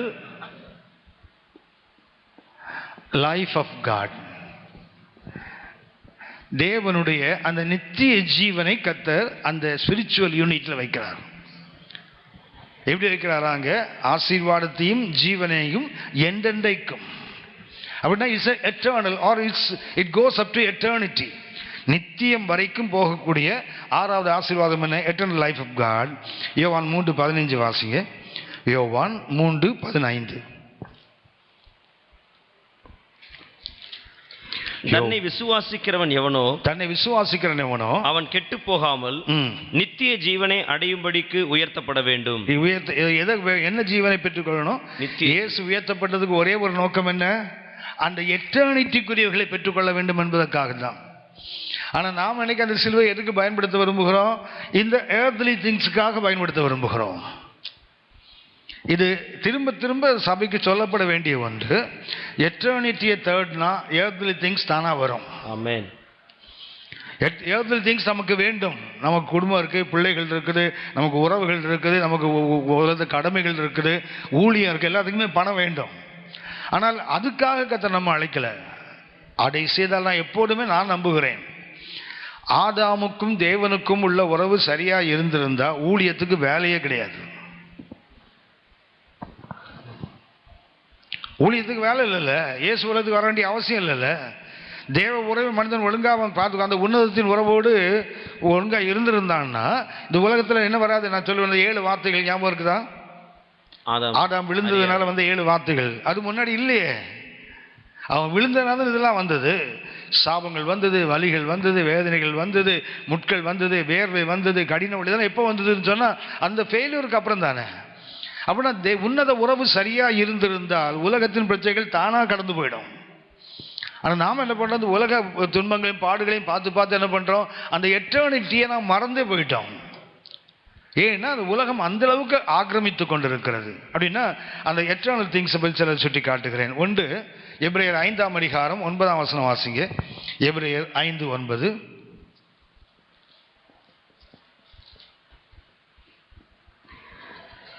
தாம் பூரணரான பின்பு தமக்கு கீழ்ப்படுகிற யாவரும் நித்திய ரட்சிப்பை அடைவதற்கு காரணராகி. ரட்சிப்பு கூட இல்லை. என்ன ரட்சிப்பு? Eternal salvation.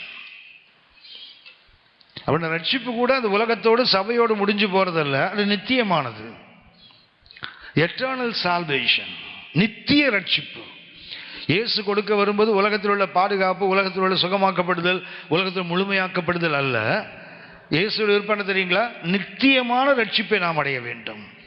இரண்டாவதாக 2 தெசலோனிக்கேயர் 2:16.